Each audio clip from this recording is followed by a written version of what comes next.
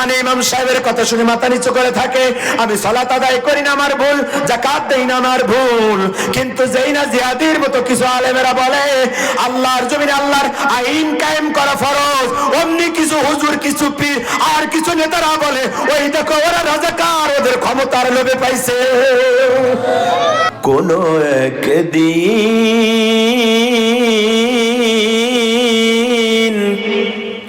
এদেশের আকাশে মুসলমান হচ্ছে সেই যে আল্লাহর আদেশ এবং নিষেধের কাছে নিজেকে সম্পূর্ণরূপে সমর্পণ করে দেয়, সারেন্ডার করে দেয়, তার নাম মুসলমান।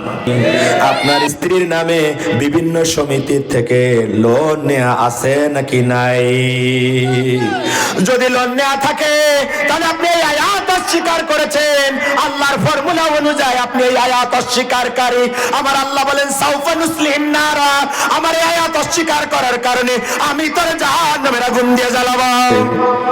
সেদিন আর হবে না হাহাকার,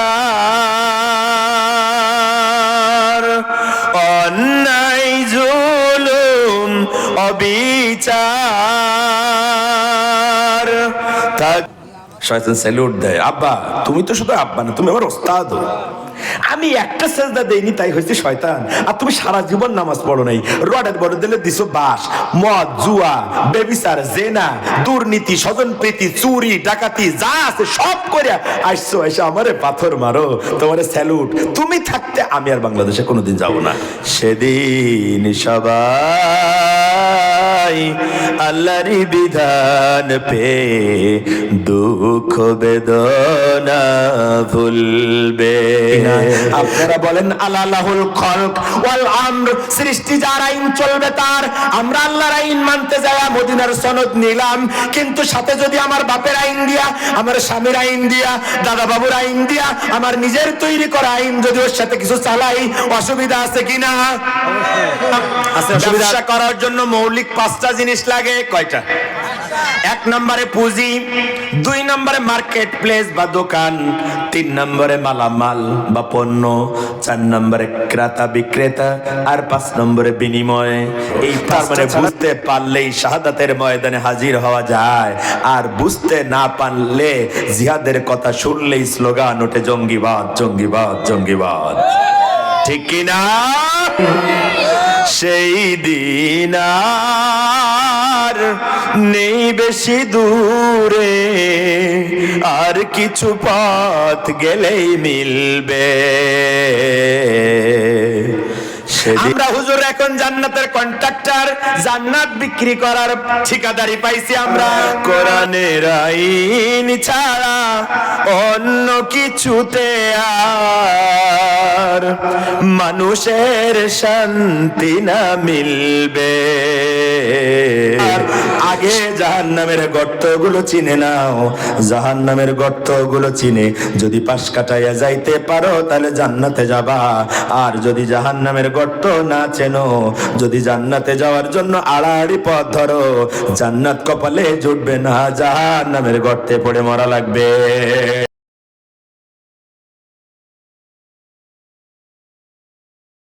আউযু বিল্লাহি মিনাশ শাইতানির রাজীম। বিসমিল্লাহির রাহমানির রাহিম।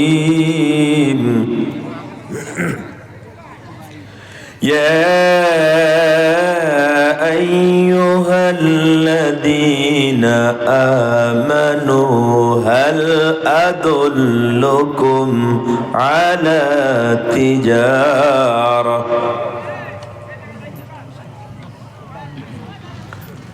هل أدلكم على تجارة تنجيكم من عذاب عليم।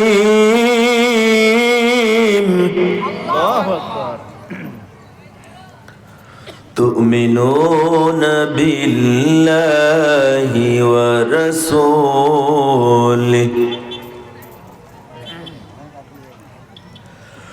تؤمنون بالله ورسوله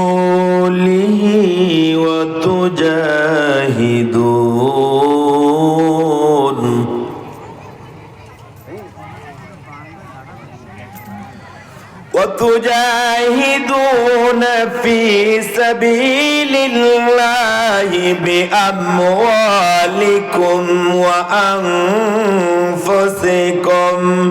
ذلكم خير لكم إن كنتم تعلمون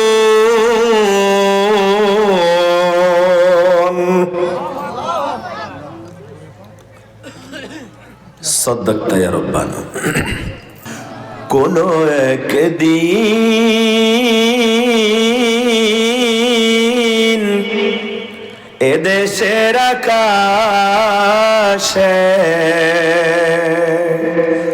কলেমার পতাকাই দুলবে সেদিন সবাই খোদাই বিধান পে দুঃখ বেদনা ভুলবে ঠিক না কোনো একদিন এদেশের আকাশে কলেমার পতাকাই দুলবে সেদিন সবাই খোদাই বিধান পে দুঃখ বেদনা ভুলবে সেদিন আর হবে না হাহাকার অন্যায় জুলুম অবিচার থাকবে সেই দিন আর নেই বেশি দূরে আর কিছু পথ গেলেই মিলবে সেদিন সবাই আল্লাহরই বিধান পে দুঃখ বেদনা ভুলবে কোনো একদিন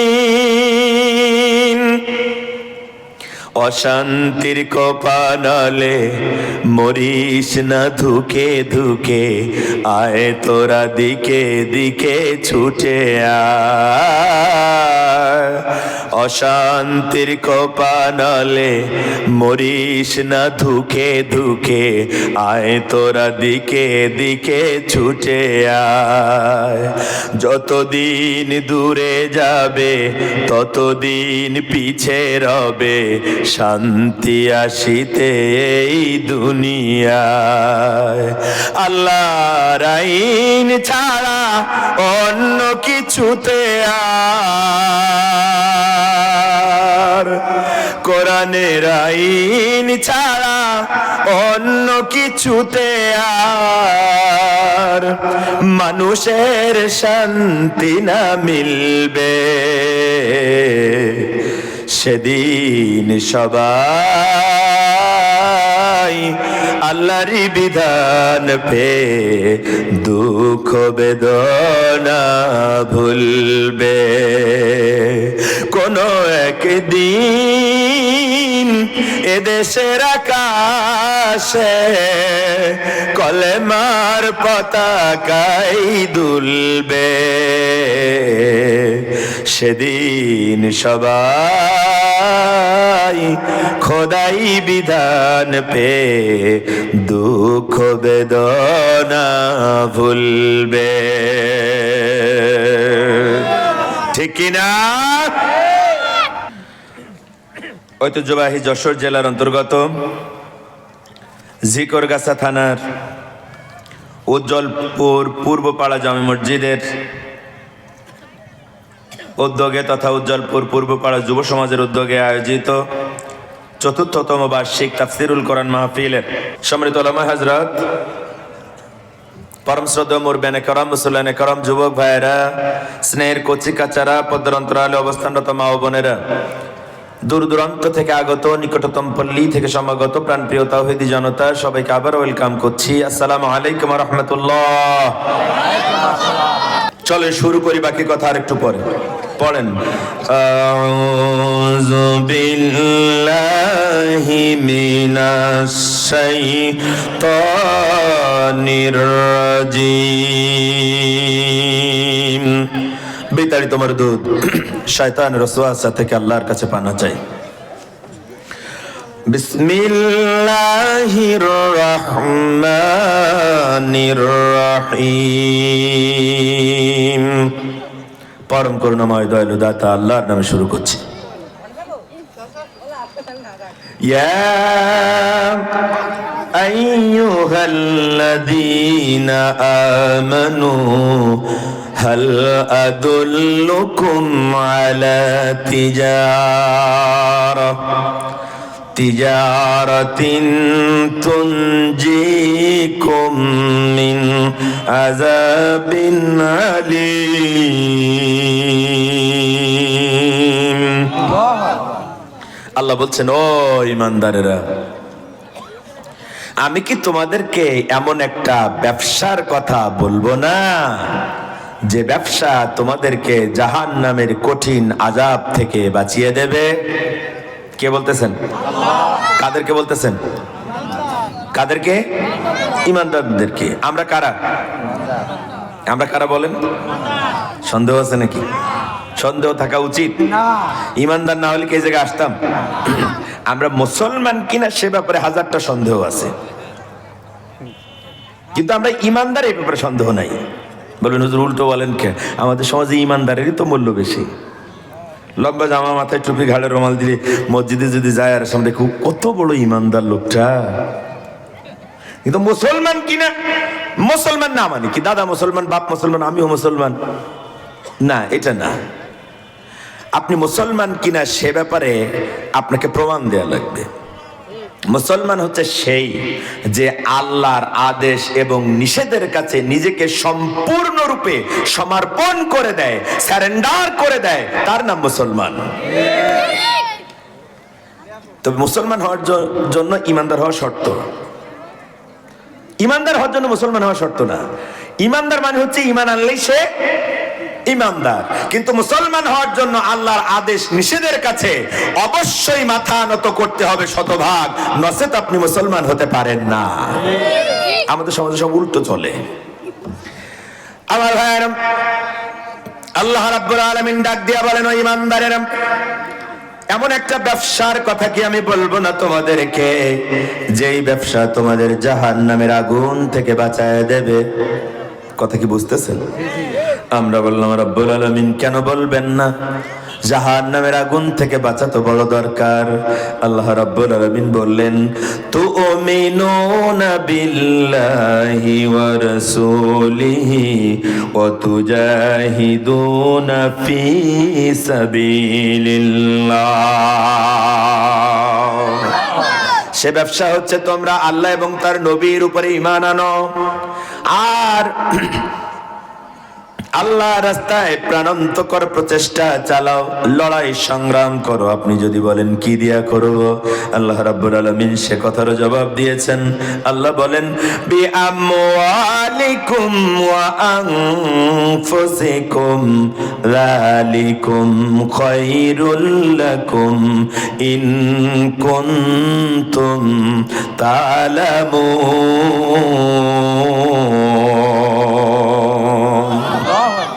আল্লাহ রাব্বুল আলামিন বলেন, ঈমান আনার পরে মাল আর জান দিয়ে আল্লাহর রাস্তায় লড়াই আর সংগ্রাম করো। যালিকুম খায়রুল লাকুম, এটাই তোমাদের জন্য ভালো, এটাই তোমাদের জন্য উত্তম, এটাই তোমাদের জন্য সর্বোত্তম, যদি ব্যাপারটা বুঝতে পারো। তার মানে জানমাল দিয়ে জিহাদ কর আল্লাহর রাস্তায় ঈমান আনার পর, এটা শুধু জাহান্নামের আগুন থেকে বাঁচার ব্যবসা না, এটাই তোমাদের জন্য সর্বোত্তম কল্যাণকর যদি তা বুঝতে পারো। তার মানে বুঝতে পারলেই শাহাদাতের ময়দানে হাজির হওয়া যায়, আর বুঝতে না পারলে জিহাদের কথা শুনলেই স্লোগান ওঠে জঙ্গিবাদ জঙ্গিবাদ জঙ্গিবাদ। ঠিক কিনা? এখন আমরা বললাম রাব্বুল আলামিন জাহান্নামের আগুন থেকে বাঁচার জন্য যদি ব্যবসা করি, ঈমান আনার পরে আল্লাহ রাসূলের উপরে যদি মাল আর জান দিয়ে লড়াই সংগ্রাম করি, তাহলে শুধু কি জাহান্নামের আগুন থেকে বেঁচে যাব নাকি আরো কিছু পাবো? কথা তাই কিনা বলেন?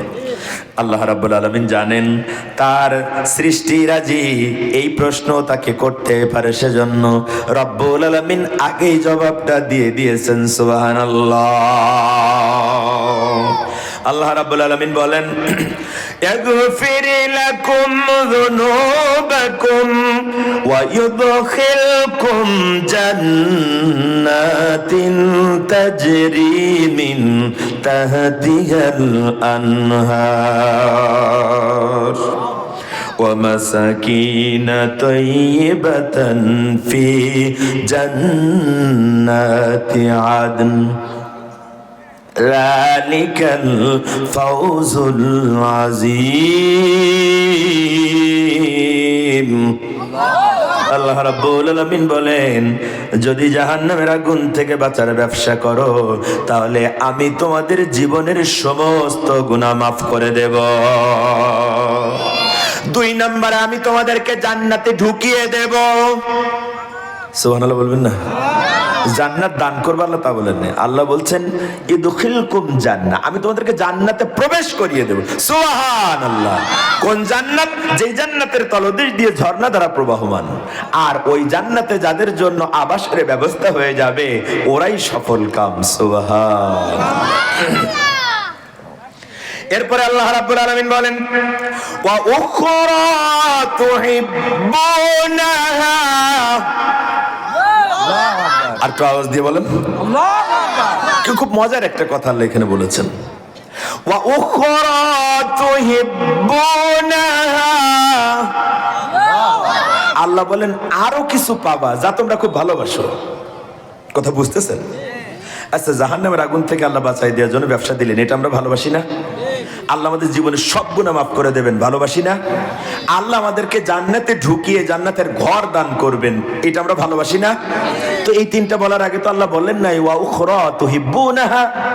এখন বলতেছেন তার মানে এরপরে এমন কি আছে যেটা আমরা খুব ভালোবাসি? সুবহানাল্লাহ বলবেন না? আল্লাহ বলেন ওয়া উখরা তুহিব্বুনাহা নাসরুম মিনাল্লাহি ওয়া ফাতহুন করিব ওয়া বাশশিরিল মুমিনিন। আল্লাহ রাব্বুল আলামিন বলেন আরো কিছু পাবা যা খুব ভালোবাসো, আর তা হচ্ছে আমার পক্ষ থেকে আসা সাহায্য আর নিকটতম বিজয়। ওয়া বাশশিরিল মুমিনিন। আর এই সুসংবাদগুলো সব হচ্ছে ঈমানদারদের জন্য, মুমিনদের জন্য। সুবহানাল্লাহ। তার মানে আয়াতের শেষ অংশ দিয়ে বোঝা যায় আল্লাহর পক্ষ থেকে যত সুসংবাদ সব ঈমানদারের জন্য, মুনাফিক আর কাফেরের জন্য কোনো সুসংবাদ নাই। ঠিক কিনা বলেন? আমার ভাইয়েরা, আমার বন্ধুরা, আপনাদের সামনে তেলাওয়াত করেছি কোরআনুল কারীমের 61 নম্বর সূরা, সূরাতুস সাফ। কত নম্বর সূরা? সূরার নাম কি? সূরাতুস সাফ, মানে হচ্ছে সারিবদ্ধ সৈন্যদল। নাজিল হয়েছে মদিনায়। কোথায় নাজিল হয়েছে? 14টা আয়াত। কয়টা আয়াত? 14টা।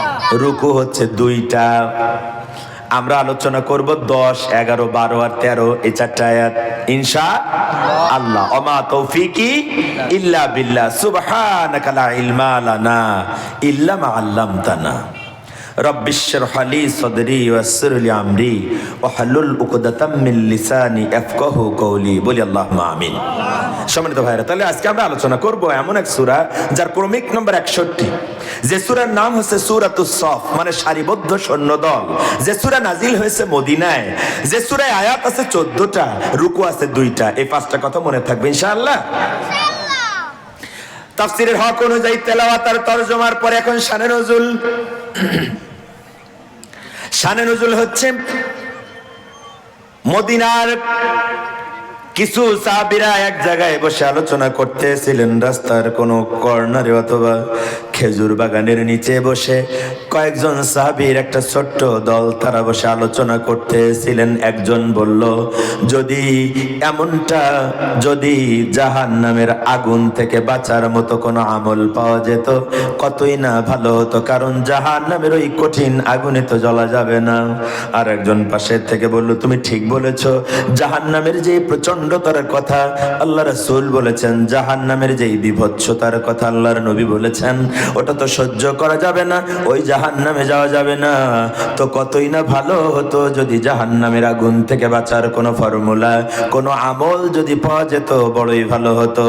আর একজন আর একটু আগ্রহ নিয়ে বলল, তোমরা সঠিক বলেছ, আমার তো মনে হয় জাহান্নামের আগুন থেকে বাঁচার কোনো ফর্মুলা, জাহান্নামের আগুন থেকে বাঁচার কোনো আমল যদি পাওয়া যেত, জানমাল দিয়ে হলো আমরা সেই আমল করতাম। সবাই একমত হলো। এখন একজন আরেকজনকে বলতেছে, তাহলে আর দেরি কেন, চলো রাসূলের কাছে যাই, বিশ্ব নবী এখনো আমাদের মাঝে বেঁচে আছেন, চলো বিশ্ব নবীর কাছে যাই। বিশ্ব নবীর কাছে বললে নিশ্চিতভাবে আমরা সেই ফর্মুলা, সেই আমল পেয়ে যেতে পারি। তাহলে বলা হলো, তাহলে তুমি যাও নবীর কাছে। বলে, আমার সাহস হয় না। আরেকজনকে বলা হলো, তুমি যাও, সাহস হয় না, তুমি যাও। একজন আরেকজনকে উৎসাহিত করতেছেন, ইনফ্লুয়েন্স করতেছেন, কিন্তু কেউ রাজি হয় না। ইন দ্য মিন টাইমে, ইত্যু অবসরে, এমনই মুহূর্তে বিশ্ব নবীর কাছ থেকে একজন আহ্বানকারী তাদের কাছে এলো, এসে বলল, আল্লাহর নবীর সাহাবীরা, এতক্ষণ তোমরা এখানে বসে যারা আলোচনা করতেছিলে, তোমাদের সবাইকে বিশ্ব নবী তার দরবারে ডেকে পাঠিয়েছে।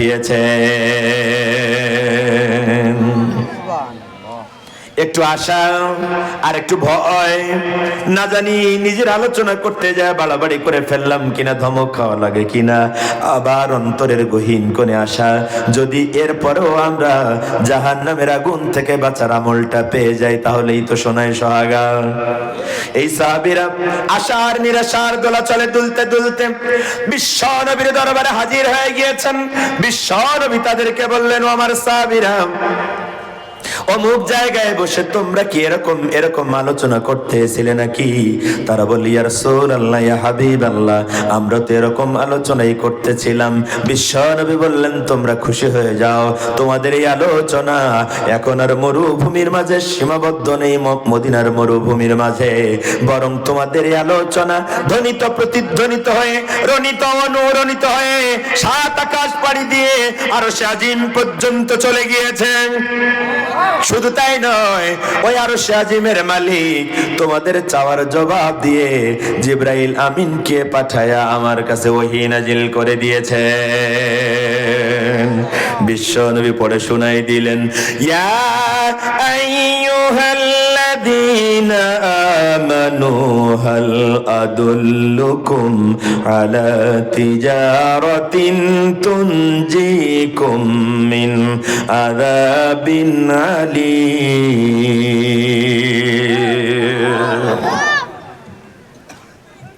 আর ভাইরা, এটা হচ্ছে নাজিলের প্রেক্ষাপট, এটা হচ্ছে নাজিলের কারণ, যেটাকে তাফসীরের ভাষায় শানে নুজুল বলা হয়। হুজুর ঠিক বললাম তো? আমার ভাইয়ের, আমার বন্ধুরা, শানে নুজুল জানার পরে এখন চলেন, যেহেতু তাফসীরুল কোরআন মাহফিল, আমরা এখন তাফসীর করবার চেষ্টা করব। তাফসীর মানে হচ্ছে কোরআনুল কারীমের ব্যাখ্যা বিশ্লেষণ, আমি বলি ডাইরেক্ট ব্যাখ্যা, ঠিক কি না? আমার ভাইয়ের, আমার বন্ধুরা, এখন এই আয়াতগুলো পড়ে শুনে আমি যেটুকুন বুঝেছি ওইটুকুনি আপনাদের কাছে ফেরি করব, ওইটুকুনি আপনাদের কাছে শেয়ার করব। যদি ওটা তাফসীর মনে করেন তাহলে ওটা তাফসীর, আর যদি মনে করেন যায় না এটা একটা আলোচনা তাহলে ওটা আলোচনা। কথা বুঝাইতে পারলাম কিনা? এবার চলেন ব্যাখ্যায় যায় কি বলেছেন রব্বুল আলামিন আয়াত দিয়া। আল্লাহ বললেন, ও ঈমানদারেরা, আমি কি তোমাদেরকে এমন একটা ব্যবসার কথা বলবো না যেই ব্যবসা তোমাদেরকে জাহান্নামের আগুন থেকে বাঁচিয়ে দেবে? কথা কি বুঝেছেন? আমরা কি জাহান্নামের আগুন থেকে বাঁচতে চাই? চাই। তাহলে কি করা লাগবে?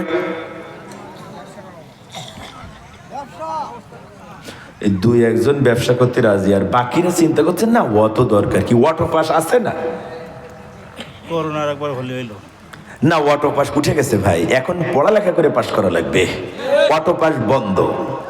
ও আমাদের আপা পালাইছে, সাথে করে অটো পাসও নিয়ে গেছে। কথা বুঝতেছেন না? আমার ভাইয়ের, আমার বন্ধুরা খেয়াল করেন, কথা অনেকগুলো শুনতে হবে আজ ইনশাআল্লাহ। চুপচাপ বসা লাগবে। ওঠার সময় এই একজন উঠবেন, তিনজন এসে বসবেন, এগুলো করা যাবে না। চুপচাপ বসতে হবে। অনেক লম্বা আলোচনা আমি করব না, আবার একেবারে কমও করব না। যেটুকুন তেলাওয়াত করেছি ওইটুকুন হক আদায় হয়ে গেলেই আল্লাহুম্মা আমিন ইনশাআল্লাহ। আমার ভাইয়েরা, জাহান্নামের আগুন থেকে বাঁচার জন্য রব্বুল আলামিন যে আমল দিলেন, ওই আমলের নাম হচ্ছে তিজারা, মানে ব্যবসা। জাহান্নামের আগুন থেকে যদি আপনি বাঁচতে চান তাহলে আপনাকে একটা ব্যবসা করা লাগবে। কার কথা? কথা বলেন। এখন আমার প্রশ্ন সে জায়গায় না। প্রথম একখান প্রশ্ন, আল্লাহ রাব্বুল আলামিন ওহী নাজিল করলেন সাহাবীদের চাওয়ার জবাব দেওয়ার জন্য। কথা ঠিক কি না? সাহাবায়ে কেরাম চাইতেছিলেন জাহান্নামের আগুন থেকে বাঁচার কোনো আমল কি পাওয়া যায় কিনা। বিশ্ব নবীর কাছে আল্লাহ রাব্বুল আলামিন জিবরাইলের আমিনের মাধ্যমে ওহী নাজিল করে দিলেন সেই ফর্মুলা দেওয়ার জন্য। এটা এই পর্যন্ত ঠিক ছিল, কিন্তু আমার মনের গহীনে একটা প্রশ্ন, রব্বুল আলামিন এই ফর্মুলা দেওয়ার সময় তিনি কেন বললেন, ও ঈমানদারেরা, আমি কি তোমাদেরকে এমন একটা ব্যবসার কথা বলবো না? এটা জিজ্ঞাসা চিহ্ন। হুজুর ঠিক তো? এটা জিজ্ঞাসা চিহ্ন কেন? এটার প্রশ্ন খুব গুরুত্বপূর্ণ। প্রশ্নটা আল্লাহ যে কত দরদ দিয়ে আপনাকে বলতেছেন ওটা বোঝার জন্য এই জিজ্ঞাসা চিহ্নটা। আমি বোঝানোর জন্য বলি, আপনি যখন বাজারে যান, বাজার করা শেষে একটু টাকা পকেটে রেখে বাজার করেন, শেষ বেলায় ওই সামান্য পয়সা টুকুন দিয়া আপনার বাচ্চার জন্য, আপনার নাতি পুতির জন্য, বিশেষ করে আপনার সন্তানের জন্য আপনি খাবার কেনেন। 3 থেকে 6 বছরের বাচ্চা বাড়িতে গেলেই খাবার চাইবে, সেজন্য আপনি আগেই খাবার কিনে পকেটে রেখে দেন। কথা ঠিক কিনা? বাজারের প্যাকেট নিয়ে বাড়িতে হাজির হলেন, দরজায় যখন এলেন আপনার স্ত্রী আপনার হাত থেকে বাজারের প্যাকেটটা গ্রহণ করেছে, কিন্তু খাবারের প্যাকেটটা, খাবারের টোপলাটা আপনার কাছেই আছে। ঠিক কিনা? আপনি দেখতেছেন আপনার কলিজার টুকরা সন্তান, ছেলে বা মেয়ে, ওই যে উঠোনের পাশে একটু দূরে খেলতেছে ধুলাবালি নিয়ে, বল নিয়ে। হয় না এরকম? আপনি দেখতেছেন আপনি যে বাড়ি এসছেন তার জন্য খাবার নিয়ে, সেই দিকে তার খেয়াল নেই, খেলার দিকে তার মনোযোগ বেশি। তখন আপনি কি করেন? দরজার মুখে দাঁড়ায় তখন বাবা একটু আওয়াজ দেয়, আমার কাছে খাবার আছে কিন্তু কে নেবে? ঠিক না ভুল? আমার কাছে খাবার তো আছে কিন্তু কারে দেব? খাবারটা আপনি নিয়ে আসছেন কার জন্য? ওই সন্তানের জন্য নিয়ে আসছেন না? তো এই কথা বলার মানে কি? এই কথা বলার মানে হচ্ছে সন্তানকে মেসেজ দেয়া, সন্তানের কান পর্যন্ত আওয়াজ দেওয়া, কলিজার টুকরা সন্তান, আমি তোর বাবা, মাথার ঘাম পায়ে ফেলে অর্থ উপার্জন করে শুধু পরিবারের জন্য বাজার করি নাই, তোর জন্য আমি খাবার নিয়ে এসেছি রে কলিজার টুকরা সন্তান। তুই এখন খেলাধুলা ধুলামাটি ফেলে ওই অবস্থায় ছুটে আয় আমার কাছে, আমারে জড়ায় ধরে আমার হাতের থেকে খাবারটা তুই ছিনিয়ে নে, কেড়ে নে, তাতে আমি পিতা বড্ড খুশি হয়ে যায়। আমি কথা ঠিক বললাম না ভুল বললাম? এবার এই আয়াতটার সাথে মিলান, রব্বুল আলামিন পিতার প্রতি সন্তানের যেই মায়া, যেই দরদ, তার থেকে আরো বেশি দরদ আর মায়া দিয়া রব্বুল আলামিন বলতে চাইলেন, ও আমার বান্দারা, আমি কি তোমাদেরকে জাহান্নামের আগুন থেকে বাঁচার একটা ফর্মুলা কি দেব না? জাহান্নামের আগুন থেকে বাঁচার মতো একটা ব্যবসা কি আমি তোমাদেরকে দেব না? তার মানে কি? তার মানে হচ্ছে ওই যে ময়দান থেকে উঠে এসছো, হেঁটে এসছো রাসূলের দরবারে, এর ভিতরে মনোযোগ কি অন্যদিকে চলে গেল কিনা? সারা জীবন শুধু ব্যবসা বাণিজ্য, ওয়াজ আর ইমামতি আর বিভিন্ন রকমের কায়দা কানুন নিয়ে তুমি ব্যস্ত হয়ে গেলে কিনা? যদি ব্যস্ত হয়ে যায় থাকো, তাহলে ও বান্দা শোনো, সকল দিক থেকে মুখ ফিরাইয়া, সকল দিক থেকে মনোযোগ আমার দিকে ফিরাইয়া, একাগ্রতা নিয়া, একনিষ্ঠতা নিয়া, সিরিয়াসনেস নিয়া তুমি আমার দিকে হাত বাড়াও, আমি তোমাকে জাহান্নামের ফর্মুলা দিতে চাই। কথা ঠিক কিনা? এখন কথা, রব্বুল আলামিন জাহান্নামের আগুন থেকে বাঁচার ফর্মুলা দাও। রব্বুল আলামিন বলেন তিজারা, আমি তোমাদেরকে একটা ব্যবসা দিলাম। কি দিলাম? কি দিলাম? ব্যবসা আপনারা বোঝেন তো? বলেন তো ব্যবসা করার জন্য কি লাগে? হ্যাঁ, আর কি লাগে? চিনির দাম কি কমে গেছে নাকি রে ভাই? মানে ও তো শরবত বানাইছে, তো চা বানায়নি রে। চা দেওয়ার দরকার নেই, শুধু একটু গরম পানি এনে রাখেন। আমার ভাইয়ের, আমার বন্ধুরা, ব্যবসা করার জন্য মৌলিক 5টা জিনিস লাগে। কয়টা? 1 নম্বরে পুঁজি, 2 নম্বরে মার্কেট প্লেস বা দোকান, 3 নম্বরে মালামাল বা পণ্য, 4 নম্বরে ক্রেতা বিক্রেতা, আর 5 নম্বরে বিনিময়। এই 5টা ছাড়া ব্যবসা হয় না। আবার এই 5টা একটার সাথে আর একটা ওতপ্রোতভাবে জড়িত, একটা বাদ দিলে বাকিগুলা চলে না। কথা বোঝেন? যেমন আপনার পুঁজি আছে, দোকান নেই, ব্যবসা হবে? আপনার পুঁজিও আছে, দোকান আছে, কিন্তু মালামাল নেই, ব্যবসা হবে? আপনার পুঁজিও আছে, দোকানও আছে, মালও আছে, কিন্তু বিক্রি করার লোক নেই, কেনার লোক নেই, তাহলে হবে? এখন বিক্রি করার লোক আছে, আপনি চেয়ার পেতে বসছেন, কিন্তু ক্রেতা নেই, হবে? এখন পুঁজি আছে, দোকান আছে, মাল আছে, ক্রেতা বিক্রেতাও আছে, কিন্তু যে ক্রেতা কিনবে, যে খরিদ্দার কিনবে, সে আপনারা কোনো বিনিময় দেবে না। আইসা বলতেছেন ভাই মাল দেন, আপনি দিচ্ছেন, নিয়ে চলে যাচ্ছে, হবে? বিনিময় না থাকলে ব্যবসা চলবে? আচ্ছা, একটা বাদ দিলে আরেকটা চলে। বুঝতেছেন কথা আমার? এখন বুঝেন, আপনার রব, আপনার মনিব, যিনি জান্নাতের মালিক, জাহান্নামের মালিক, যিনি জন্ম আর মৃত্যুর মালিক, যিনি বিশ্ব ব্রহ্মাণ্ডের মালিক, তিনি বলতেছেন আমার বান্দারা, আমি জাহান্নামের আগুন থেকে বাঁচার জন্য তোমাদের যে ফর্মুলা দিলাম, ওটা হচ্ছে একটা ব্যবসা। ব্যবসা করা লাগবে জাহান্নামের আগুন থেকে বাঁচার জন্য। তার মানে বোঝা গেল, আমাকে জাহান্নামের আগুন থেকে বাঁচার জন্য এই 5টা মৌলিক জিনিস লাগবে। এই 5টা ছাড়া তো ব্যবসা হবে না, হবে? তাহলে এখন জাহান্নামের আগুন থেকে বাঁচার জন্য যে ব্যবসা, ওই ব্যবসার পুঁজি কি? কি? না, জানার মাল না, না বুঝে জবাব দেওয়া যাবে না। তুমিনুনা বিল্লাহি ওয়া রাসূলিহি, এই ব্যবসার মূল পুঁজি হচ্ছে ঈমান। আল্লাহ এবং তার নবীর উপরে ঈমান আনা লাগবে। 2 নম্বরে মার্কেট প্লেস বা দোকান, সেটা কি? ওয়া তুজাহিদুনা ফি সাবিলিল্লাহ, আল্লাহর রাস্তায় লড়াই সংগ্রাম করো। তার মানে জিহাদের ময়দান হচ্ছে এই ব্যবসার বাজার, দোকান। কথা বুঝতেছেন? এখন পণ্য কি? পণ্য হচ্ছে বিআমওয়ালিকুম ওয়া আনফুসিকুম, পণ্য হচ্ছে তোমার মাল আর তোমার জান। এখন তাহলে পুঁজি পেলাম, মার্কেট প্লেস পেলাম, শাহাদাতের ময়দান, পণ্য পেলাম, আমার মাল আর জান। এখন ক্রেতা আর বিক্রেতা দরকার, বিনিময়ও দরকার। কথা ঠিক কিনা? নচেত তো ব্যবসা হবে না। আমার ভাইয়েরা, আমার বন্ধুরা, এখন এই জায়গায় বিক্রেতা বুঝলাম আমি, কারণ পণ্য হচ্ছে আমার মাল আর আমার জান।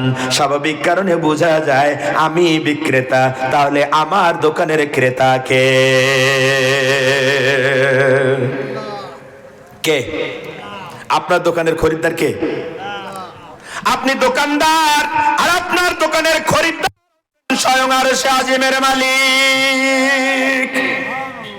কত সম্মান আমার আল্লাহ আপনাকে দিয়েছেন, কত ইজ্জত আমার আল্লাহ আপনাকে দিয়েছেন। এত ইজ্জত দুনিয়ার কেউ এই ইজ্জতের 1000 ভাগের 1 ভাগ ইজ্জত আপনাকে দেয় নাই। সবাই শুধু শোষণ করে আপনাকে, সবাই শুধু ব্যবহার করে আপনাকে। কিন্তু আল্লাহ রাব্বুল আলামিন বললেন, বান্দারে, সম্পদের মালিক তো আসলে আমি, জীবনের মালিক তো আসলে আমি, কিন্তু আমি তোরে একটু মালিকানা দিয়ে দিলাম, জীবন আর সম্পদের মালিকানা দিয়া আমি তোর দোকানের খরিদ্দার হয়ে গেলাম রে বান্দা। যে আমার কাছে তার জানার মাল বিক্রি করতে পারবে, আমি বিনিময় তারে জান্নাত দান করে দেব। ইন্নাল্লাহা আশতারা মিনাল মুমিনিনা আনফুসাহুম ওয়া আমওয়ালাহুম বিআন্না লাহুমুল জান্নাহ। একটু চিৎকার করে বলেন আল্লাহু আকবার। সূরা তাওবা 9 নম্বর সূরা, সূরা তাওবার 111 নম্বর আয়াতে আল্লাহ বলেন, নিশ্চিতভাবে আমি আমার ঈমানদারের জান আর মাল কিনে নিয়েছি, বিআন্না লাহুমুল জান্নাহ, বিনিময় আমি তার জান্নাত দান করে দেব। এখন ক্রেতা বিক্রেতার বিনিময় পাইছেন কিনা? এখানের ক্রেতা হচ্ছেন আরশে আজিমের মালিক, আর বিক্রেতা আপনি। কিন্তু আপনি যদি নরমাল বিক্রেতা হন, তাহলে ভালো খরিদ্দার আপনার দোকানে আসবে না, ঠিকই না? কারণ যারা কোটিপতি, যারা হাই সোসাইটির, তারা ফুটপাতের ওই দোকানদারের কাছ থেকে বাচ্চার জন্য জামা কাপড় কিনবে না। তার মানে ওই দামি খরিদ্দার আপনার দোকানে ভিড়াইতে গেলে আপনারে কিছু কোয়ালিটি মেনটেন করা লাগবে, আপনার দোকানের ডেকোরেশন ভালো হওয়া লাগবে, মালামাল ওই মানের কিছু আনা লাগবে, নচেত দামি খরিদ্দার আপনার দোকানে আসবে না। কথা ঠিক কি না? আমার ভাইয়েরা, আরশে আজিমের মালিক আপনার দোকানের খরিদ্দার। এখন আপনি নরমাল কোন খরিদ্দার হলে তো এত দামি ক্রেতা আপনি পাবেন না। ওই জন্য রব্বুল আলামিন শর্ত করে দিলেন, আমি আমার ঈমানদারের জান আর মাল কিনে নিয়েছি। তার মানে আপনাকে ঈমানদার হওয়া লাগবে। ঈমানদার না হলে পরে আপনার জান আর মাল আমার আল্লাহ কেনে না। তার মানে বোঝা গেল, যারা ঈমানদার তারা জান আর মালের মালিকানা দাবি করে না। তারা জান আর মালের তারা মালিকানা শুধু দাবি করে না, এর জন্য তারা পিপাসিত থাকে না, আগ্রহী থাকে না, কাঙ্ক্ষিত থাকে না। বরং যারা ঈমানদার, ওরা জান আর মাল বিলিয়ে দিয়ে জান্নাতের পথযাত্রী হতে চায়।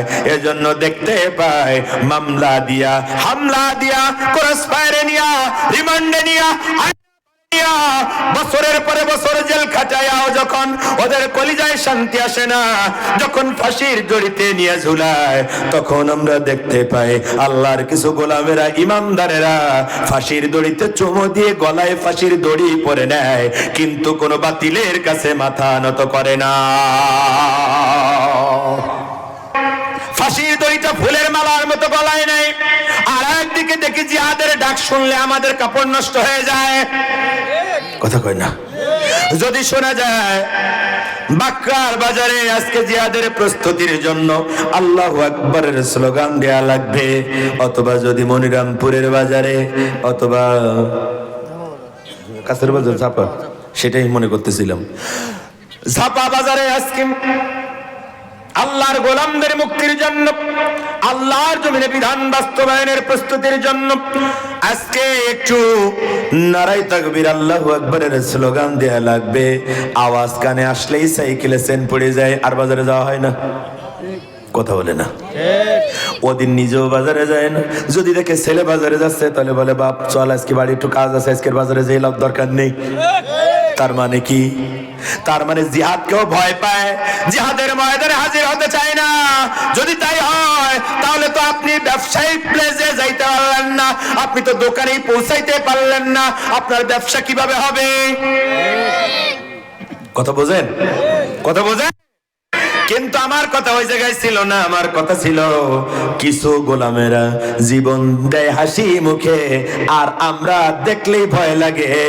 এমনকি ওদের উপরে যে জুলুম হয়, ওই জুলুমের প্রতিবাদ করে মসজিদের খুতবায়ও একটু তাদের জন্য দোয়া করার সাহসও পাই না।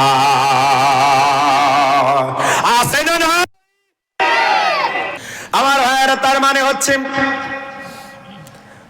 যারা জীবন দেয় ওরা ইমানদার, ওরা মেনে নিয়েছে জানের মালিক আমি না, মালের মালিকও আমি না, বরং আমি একজন পাহারাদার, আমি একজন চৌকিদার।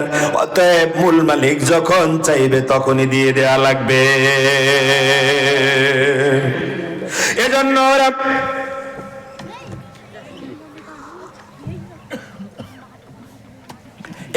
ওরা জান আর মাল আল্লাহর কাছে বিক্রি করে দেওয়ার কারণে ভয় পায় না, চিন্তা করে না। কথা ঠিক কি না? আর আমার যে ভয় লাগে, আমি যে চিন্তা করি, তার মানে বোঝা গেল আমি এখনো পর্যন্ত আমার মাল আর আমার জান আল্লাহর কাছে বিক্রি করতে পারি নাই।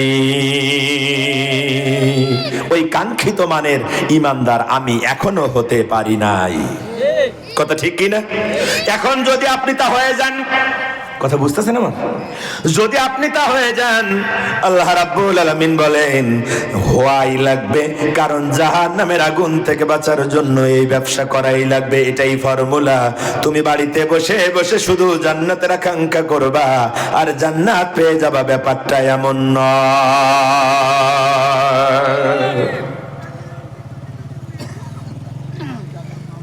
ব্যাপারটা এরকম নয়, কিন্তু আমরা এরকমটাই ভাবি। কেমন?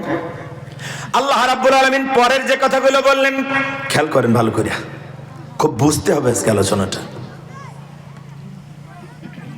আগে এতক্ষণ আলোচনা করলে 2-3 বার স্লোগান উঠতো, অনেক গরম কথা আমরা বলতাম, কথা ঠিক কি না? এখন বলতেছি না। কেন?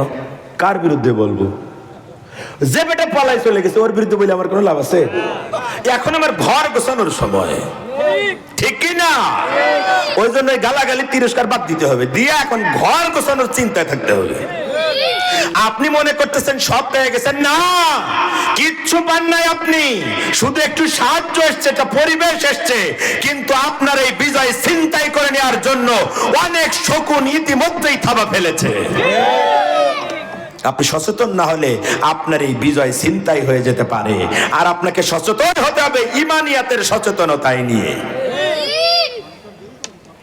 আমার ভাইয়ের, আমার বন্ধুরা খেয়াল করেন, আল্লাহ রাব্বুল আলামিন বললেন, বান্দা জাহান্নামের আগুন থেকে বাঁচার জন্য যদি ব্যবসা করো, শুধু জাহান্নামের আগুন থেকে বাঁচবা না, বরং জাহান্নামের আগুন থেকে বাঁচার এই ব্যবসা যদি করো, তাহলে আমি তোমাদেরকে আরো কিছু জিনিস অতিরিক্ত দেব, ফাও দেব, বোনাস দেব।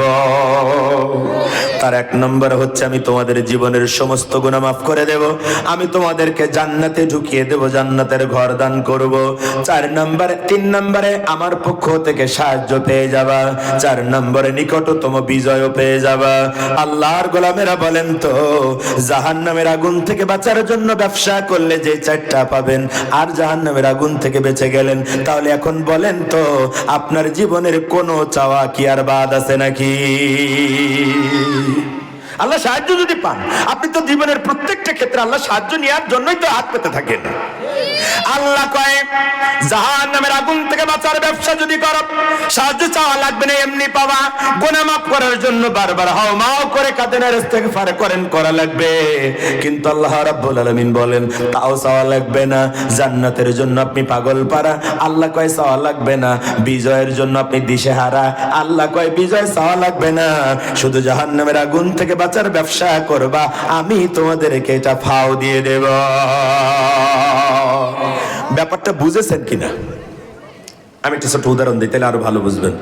যাদের বয়স 60-70 বছর বা 50 বছরের উপরে, তাদের জানার কথা, একটা সময় বাজারে তেল বিক্রি হতো টিনের কৌটায় করে, ঠিক না? পটে করে বিক্রি হতো। 100 টাকা 1 পোয়া আদাসের, ঠিক না? তো এই তেল, আদাসের তেল মেপে দেওয়ার পরে দোকানদার একটু বেশি দিত। ওটার কি কয়? হ্যাঁ, নাগার। কি কয়? নাগার। আমাদের সাতক্ষীরার দিকে কয় ধল, আর নীলফামারী বা উত্তরবঙ্গের লোকেরা কয় ফাও। আধুনিক বাংলা হচ্ছে বোনাস। ইংরেজি কোথায়? বুঝেছেন কিনা? এখন হঠাৎ একদিন এমনটা হয়েছে, আপনার স্ত্রী বাড়িতে মাছ ভাজতেছিল, চুলার উপরে মাছ ভাজতেছে, তেল ফুরিয়ে গেছে। এখন তাড়াতাড়ি চিৎকার দিয়ে বলে, এই মন্টুর বাপ, নাম এখন এরম না, মন্টু, ট্যাবলেট, বল্টু, ডাক দিয়ে বলে আসো তাড়াতাড়ি। কয় কি হয়েছে? কয় তাড়াতাড়ি তেল নিয়ে আসো, নাহলে আজকে মাছ ভাজি খাওয়া কপালে জুটবে না।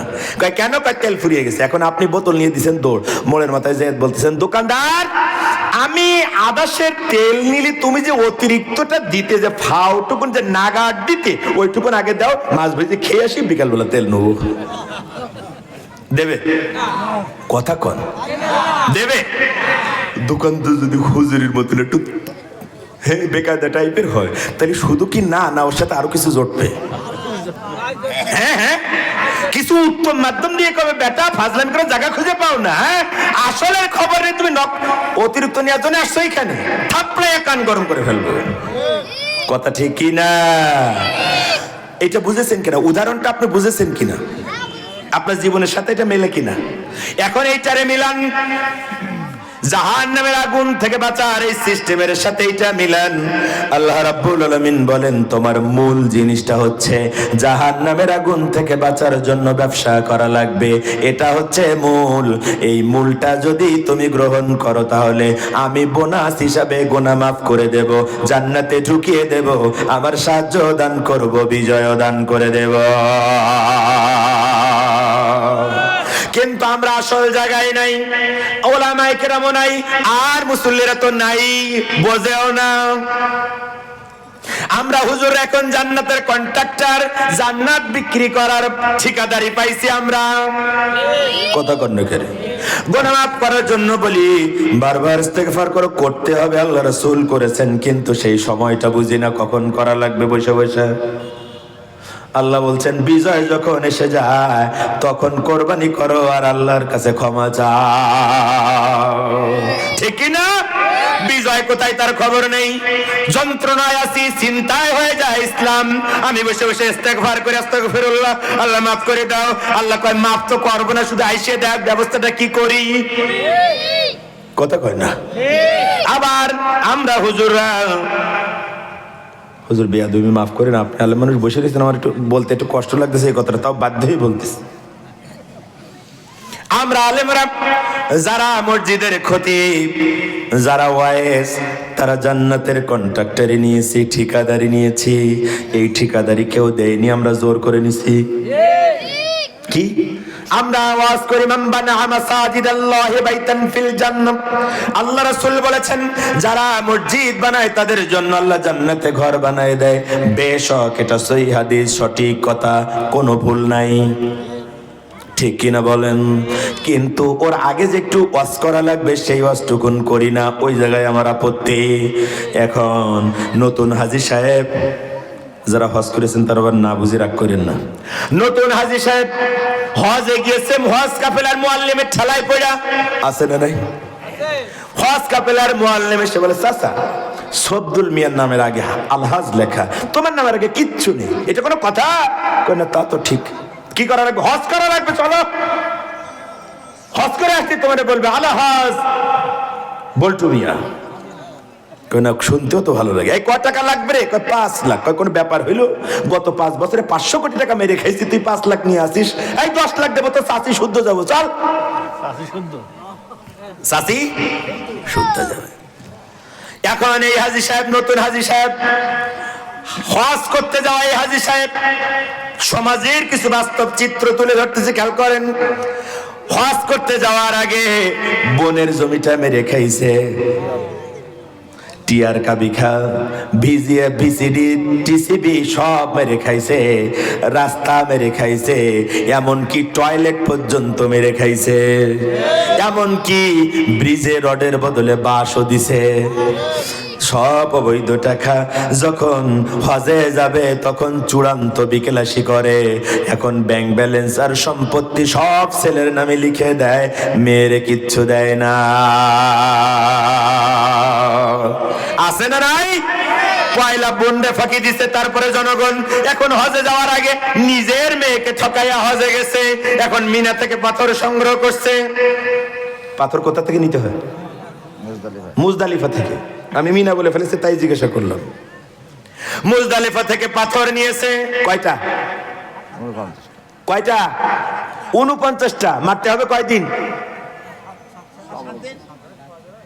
কয়টা করে মারতে হবে? কই হুজুর আমি কি হজ করছি নাকি? কঠিন প্রশ্ন করেন কে?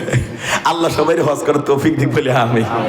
এখন আমার সংখ্যা নিয়ে কথা না, কথা হচ্ছে আপনি যখন মুজদালিফা থেকে পাথর কুড়িয়ে জামরায় শয়তানের প্রতিকৃতিতে যখন পাথর মারেন, ওই জায়গায় দেখবেন বাংলাদেশ থেকে যারা যায় তারা বড় লাফায় লাফায় পাথর, মানে আবেগ আর ধরে না, মনে করে শয়তানকে এখন পাথর মেরে ধ্বংস করে ফেলবে। কথা ঠিক কিনা? এখন ওই যে হাজী সাহেব হুজুর বলতেছে যে জুতাও মারে, মানে আবেগ আর ধরে না। কারা জুতা মারতেছে জানেন তো? ওই যে মেয়েরে ঠকাইছে ওই লোক জুতা মারতেছে, যে লোক আলেমদের বিরোধিতা করে ওই লোক জুতা মারতেছে। এখন যখন জুতা মারে আর পাথর মারে, দূর থেকে শয়তান দাঁড়ায় দাঁড়ায় হাসে। শয়তান স্যালুট দেয়, আব্বা তুমি তো শুধু আব্বা না, তুমি আমার ওস্তাদ। আমি একটা সেজদা দেইনি তাই হয়েছে শয়তান, আর তুমি সারা জীবন নামাজ পড়ো নাই, রডের বড় দিলে দিছো বাস, মদ, জুয়া, বেবিচার, জেনা, দুর্নীতি, স্বজন প্রীতি, চুরি, ডাকাতি যা আছে সব করে আসছো, এসে আমারে পাথর মারো, তোমারে স্যালুট। তুমি থাকতে আমি আর বাংলাদেশে কোনোদিন যাব না। কথা কয় না? কথা কয় না? আমার ভাইরা, এই হাজী সাহেব হজ করে আসছে, এখন আগে তো নামাজ পড়েনি, আজকে যখন হজ করে বাড়ি আসছে 2 দিন পরে জুমার দিন, মনে আছে তো কথা? 2 দিন পরে জুমার দিন, হুজুর রাতে জান্নাতের কন্ট্রাক্টর, ওটা বুঝাচ্ছিলাম আর কি। 2 দিন পরে জুমার দিন, স্ত্রী বলতেছে তুমি তো আগে সলাতে যাইতে না, জুমাও পড়তে না, এখন তুমি নতুন হাজী, জুমার নামাজ পড়তে না গেলে কিন্তু লোকজন খারাপ বলবে। কথা বোঝেন? স্ত্রীর ঠেলায় পড়ে গেছে নামাজে। আপনাদের কি গ্রাম? উজ্জ্বলপুরের মসজিদে গেছে নামাজ আদায় করতে, এখন কপাল খারাপ, সারা জীবন নামাজ পড়েনি। মক্কা মদিনায় জাজিমের উপরে নরম সফট বিছানার উপরে নামাজ পড়েছে, চতুর্দিক থেকে আতরের গন্ধ, আল্লাহর ঘর সামনে। ও সেজদায় যতই খারাপ হোক একটা আলাদা মজা পাইছে। এখন বাংলাদেশে এসে যখন জুমার সালাত আদায় করতে গেছে, সেজদা দেয়, কপালে ব্যথা লাগে, সবাই চলে যায় নামাজ শেষে। ইমাম সাহেব কি ব্যাপার, সেজদা দিলে এরকম কপালে ব্যথা লাগে কেন? এখন ইমাম সাহেব পড়ছে বিপদে, কি হইল? আমিও পড়ি, মুসল্লিরাও পড়ে, কেউ তো বললো না কপালে ব্যথা লাগে। এই বেটা কপালে ব্যথা লাগার কথা বলে কেন? পরে ইমাম সাহেব চিন্তা করে বের করছে, ও তাই তো, আমার মসজিদে তো টাইলস লাগানো হয়নি, ঢালাই দিয়া থুইছি, ঢালাইয়ের পরে পাতলা শর্ট নাসা, এখন ওটার পরে সেজদা দিলি তো একটু কপালে লাগবে। কথা কয় না? এখন ইমাম সাহেব বলে, হাজী সাহেব কারণ হচ্ছে এটা, এই এলাকার উজ্জ্বলপুরে মানুষের কাছে হেলালিরে ডাইকাই না, কত মধুর গান শোনাইয়া বললাম যে মসজিদ তৈরি করলে আল্লাহ ঘর বানায় দেয়, তারপরেও টাকা খুব বেশি দেয় না, কোন রকম কষ্ট মষ্ট কইরা ঢালাই পর্যন্ত দিছি হাজী সাহেব, টাইলস লাগান যায় না। কত ওয়াজ করলাম, মান বানা মাসাজিদাল্লাহি বাইতান ফিল জান্নাহ, যারা মসজিদ বানায় ওদের জন্য আল্লাহ জান্নাতে ঘর বানায় দেয়, কিন্তু দান করলো না। আমি এখন কি করি? আপনার কপালে লাগে টাইস হয় নাই। এখন এই লোকটা ভালো ব্যবসায়ী, ও জানে 100 কার্ড আসলে পরে, বৃদ্ধ ভাতার কার্ড আসলে পরে 50টা মেরি খাওয়া লাগে, নচেত খরচ ওঠে না। ভোটের সময় খরচ করছিলাম 5 কোটি। কথা কয় না? ব্যবসাটাও ভালো বোঝে। এখন বলে ইমাম সাহেব কি বললেন? কি বললাম? ওই যে কি জান্নাতে ঘর হবে নাকি? হ্যাঁ, মসজিদ বানাই দিলে আল্লাহ জান্নাতে ঘর বানাই দেবে, বলেছেন মুহাম্মাদুর রাসূলুল্লাহ সাল্লাল্লাহু আলাইহি ওয়াসাল্লাম। ব্যবসায়ী মানুষটার মাথায় কাজ করছে, আমি ব্যবসায়ী, আমি যদি এখন এই সহজ ব্যবসাটা না করে বাড়ি যাই তাহলে তো বোকা হয়ে যাব। ইমাম সাহেব মসজিদের টাইলস লাগানোর জন্য কত লাগবে, এইখানে ইমাম সাহেবরা তো দুনিয়ার কোনো খবর রাখে না, শুধু নামাজ পড়ার মিলাদ নিয়ে ব্যস্ত। মিস্ত্রির ডেকে খবর নেই, কলা কয় 3 লাখ লাগবে, বাথরুম আর উজুখানা কয় 1 লাখ। যায়া বলে হাজী সাহেব, ও নতুন হাজী সাহেব, লাক্সারিক টাকা হলে মোটামুটি সব হয়ে যায়। এখন হাজী সাহেব মনে মনে হাসে আর বলে, ইমাম সাহেব মেরে খাইছি অন্তত 800 কোটি টাকা, তুমি আছো 4 লাখ টাকা নিয়া। ইমাম সাহেব আমি যদি পুরাটা টাইলস লাগাই দিই আল্লাহ কি জান্নাত দেবে? বলে হ্যাঁ দেবে না, মানে আল্লাহ রাসূলের ওয়াদা। কথা কয় না, কয় আর কারো বলা লাগবে না, কালকের থেকে কাজ শুরু করো, আমি একাই 4 লাখ। ইমাম সাহেব এখন দৌড়ায় মসজিদে যাবে না হাইটা যাবে তাই নিয়ে মহাব্যস্ত। মিস্ত্রি আসো, কাজ শুরু করো। কাজ শুরু করার পরে 1 মাস পরে সব ঠিক, মসজিদ এখন সুন্দর টাইলস, মার্বেল টাইলস লাগানো হয়েছে। আজকের প্রথম জুমা।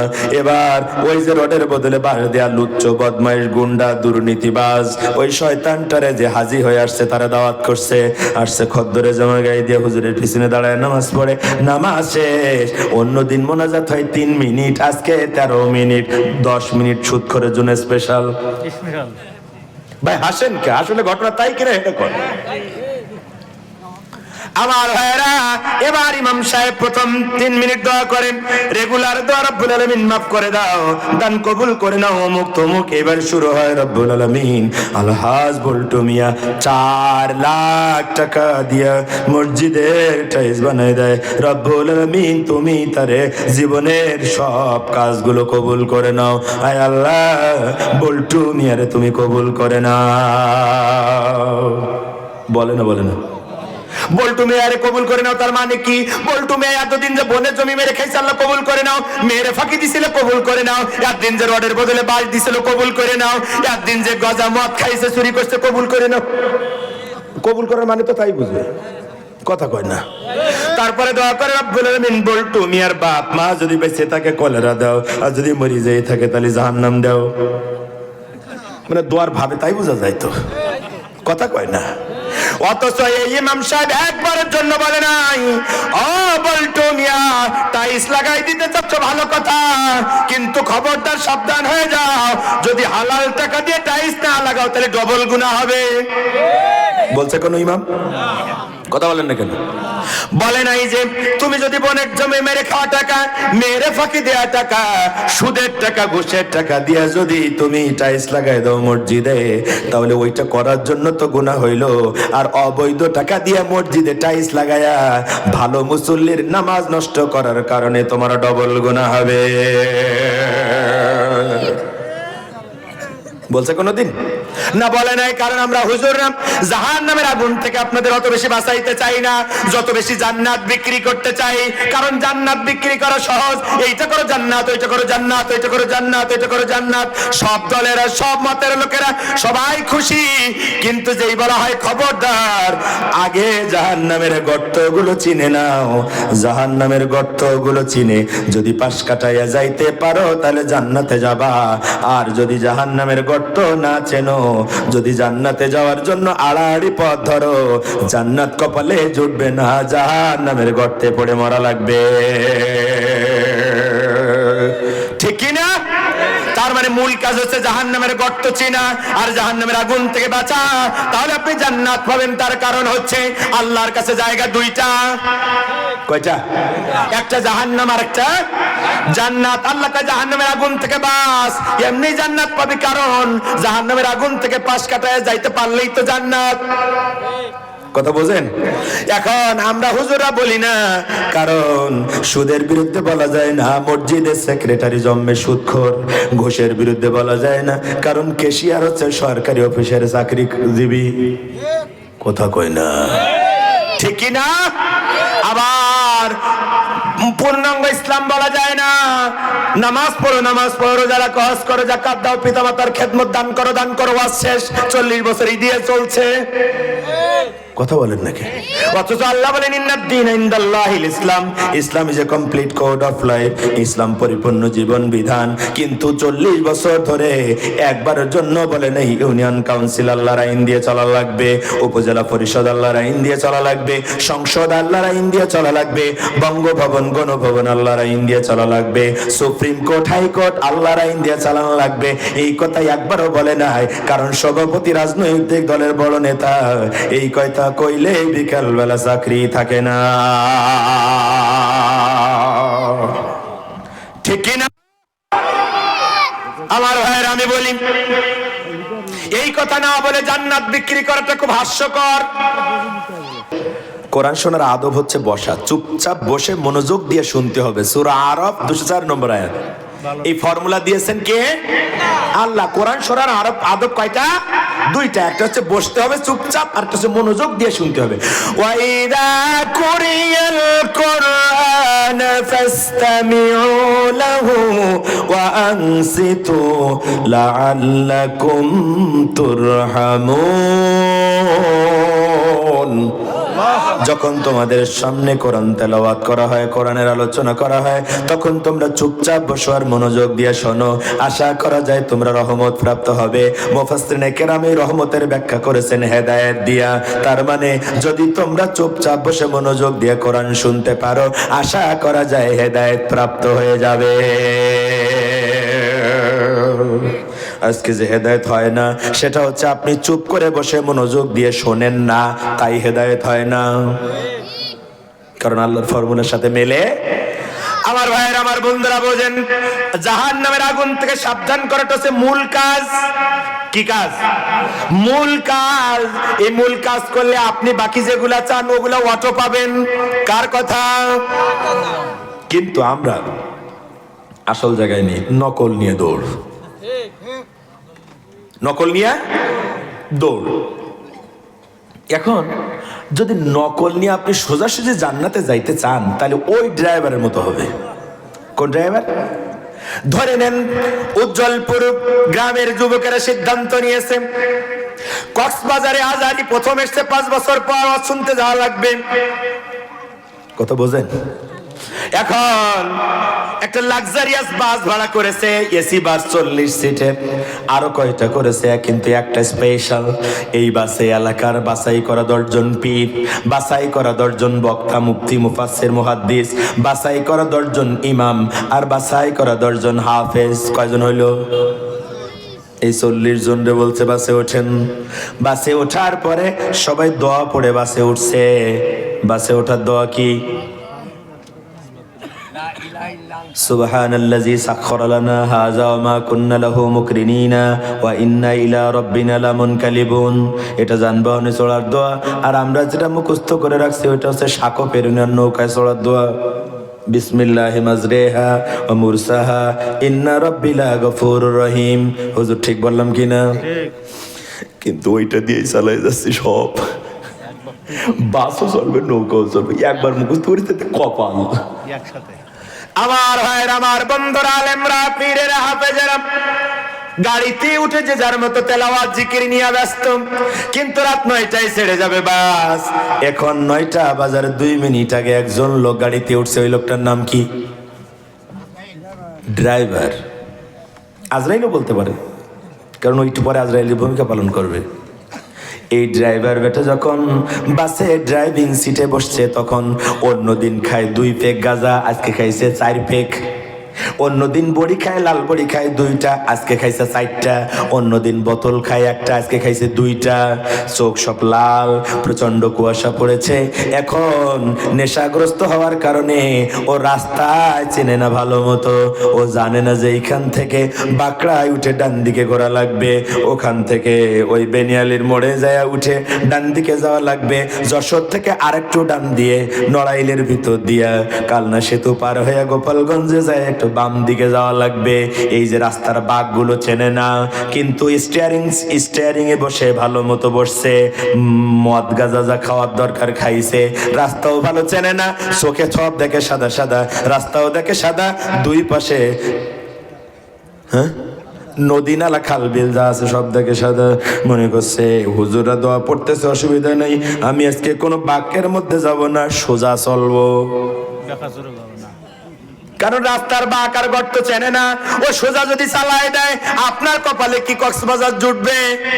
কথা কয় না, জুটবে? কোথায় যাবেন তার আগে? কোথায়? কপাল যদি খারাপ হয় তাহলে কবরে, আর কপাল যদি একটু ভালো হয় তাহলে হসপিটালে। কথা ঠিক কি না? কেন? তার কারণ ড্রাইভার রাস্তা চেনে না, নারী ড্রাইভার, আবার মদখোর হওয়ার কারণে ও রাস্তার ব্যাগ ঘুরে যায় নাই, ওজন্য ঢাকায় যাওয়া জুটবে না। উদাহরণটা এবার জাহান্নামের জান্নাতের সাথে মিলান। আপনি যদি জাহান্নামের গর্তগুলো যদি না চেনেন, আপনি যদি জাহান্নামের বাঘগুলো যদি না চেনেন, জাহান্নামের গর্তগুলো যদি আপনি বুঝতে না পারেন, না চেনেন, আর যদি আপনি ডাইরেক্ট জান্নাতে যেতে চান, জান্নাত কপালে জুটবে না, জাহান্নামের গর্তে পড়ে মরা লাগবে। কথা বোঝা যায়? কথা বোঝা যায় আমার ভাইরা? তার মানে হচ্ছে জাহান্নামের আগুন থেকে বাঁচার জন্য আগে সিদ্ধান্ত গ্রহণ করতে হবে, ব্যবসা করা লাগবে, তাহলে জান্নাত এমনি পাওয়া যাবে। কথা ঠিক কিনা? এই উদাহরণ দিয়ে তাই বুঝলাম। চলবে আমার ভাইরা? এখন একখান রাজনৈতিক কথা না বললে বিবেক মানতেছে না, বলবো কিনা? বলবো? ওরে ভাই, অনুমতি দিলেও বলবো, না দিলেও বলবো। 16 বছর হাসিনা জেল খাটাইতে মুখ বন্ধ করতে পারিনি, আর এখন আপনারা অনুমতি দেবেন কিনা দেবেন তার জন্য বসে থাকবো? সে গরিবালি জেল খাটাইছে, রিমান্ডেও নিছে, তারপরেও বন্ধ করি নাই, বলতেই থেকেছি। অতএব এখনো বলা চলবে ইনশাআল্লাহ। আমার ভাইরা, দেখলাম আমরা এই উদাহরণে ড্রাইভার যদি রাস্তা না চেনে আর যদি মদখোর হয়, জ্ঞান যদি না থাকে ড্রাইভিং এর, তাহলে বাস জায়গা মতো যায় না, পথ শুরু হওয়ার আগে গর্তে পড়ে মরা লাগে। কথা ঠিক কি না বলেন? অথচ যাত্রী ছিল সব ভালো, পীর আলেম হাফেজ আর ইমাম এরা ছিল যাত্রী। কথা ঠিক কি না? মাত্র একজন লোক খারাপ, একজন লোক খারাপ, খারাপ হওয়ার কারণে 40 জন ভালো মানুষের দোয়া আল্লাহর কাছে কবুল হয় না। কথা ঠিক কি না? তার মানে বোঝা যায়, যদি এই বাসের যাত্রীর 40 জনের 30 জন যদি একটু হালকা খারাপ হইতো, 10 জন যদি ভালো হইতো, কিন্তু ড্রাইভিং সিটের ড্রাইভার যদি হতো ভালো, তাহলে এই 10 জন ভালো মানুষের সাথে বাকি 30 জন মানুষও পার হইয়া যাইতো। ঠিক কি না আমার ভাইয়েরা? এখন দেখেন তো, আপনি সমাজ নামক যেই বাসের যাত্রী, আপনি যেই সমাজের যাত্রী, আপনি যে সমাজ নামক বাসে চড়ে বসেছেন জান্নাতের গন্তব্য নিয়া, এই সমাজ নামক বাসের ড্রাইভার গুলো কারা?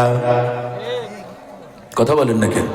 এই সমাজ নামক বাসের ড্রাইভার গুলো তো ওরাই যারা চরিত্রহীন, লম্পট, গাঁজাখোর, মদখোর, জুয়াখোর, দুর্নীতিবাজ, চাঁদাবাজ। কথা ঠিক কিনা? আপনি বাসের যাত্রী, আপনি ওয়াজের ব্যবসা নিয়ে আছেন, ইমামতির ব্যবসা নিয়ে আছেন, আপনি পীর মুরিদের ব্যবসা নিয়ে আছেন, আর সমাজ চরিত্রহীন, লম্পট, গাঁজাখোরেরা সমাজ করতেছেন জান্নাতে যাবেন, পর্যন্ত তা হবে না, হবে না, হবে না। কথা ঠিক কি না?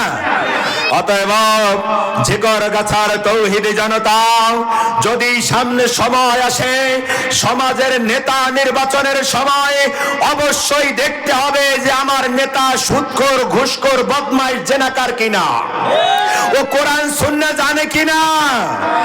যদি জানে তাহলে ভালো, না জানলে বাদ। আমার ভাইয়ের, আমার বন্ধুরা খেয়াল করেন, আলোচনার শেষ অংশ এখন আমরা বুঝলাম জাহান্নামের আগুন থেকে বাঁচার জন্য একটা ব্যবসা করা লাগবে। মনে আছে কিনা কন? এখন এই ব্যবসার ব্যাখ্যাটা একটু পরে আরেকটু ক্লিয়ার করে দিচ্ছি। তার আগে চলেন জাহান্নামের গর্ত চেনা বড় জরুরি, কারণ আমার আল্লাহ বলেন জাহান্নামের আগুন থেকে বাঁচার জন্য ব্যবসা করো, বাকিগুলা চাওয়া লাগবে না, এমনি দিয়ে দেব। তার মানে জাহান্নামের আগুন বড় ইম্পর্টেন্ট, জাহান্নামের আগুন বড় ভয়ঙ্কর, জাহান্নামের গর্তগুলো চেনাটা আমাদের জন্য খুব জরুরি। আমরা বললাম রব্বুল আলামিন জাহান্নামের কথা এত গুরুত্ব দিয়ে তুমি বললে, জাহান্নামের আগুন থেকে বাঁচার জন্য বললে, কি ওই জাহান্নাম এত কঠিন করে এত সাবধান তুমি কেন করো? আল্লাহ রাব্বুল আলামিন আবার বলেন, ফাত্তাকুনারাল্লাতী ওয়াকুদুহান নাসু ওয়াল হিজারা উইদ্দাত লিল কাফিরিন। আমি আপনাদের কিছু জাহান্নামের গর্তের সন্ধান দিচ্ছি, খেয়াল করেন।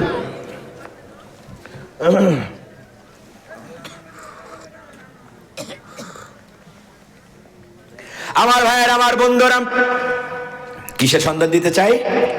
জাহান্নামের গর্তের সন্ধান দিতে চাই।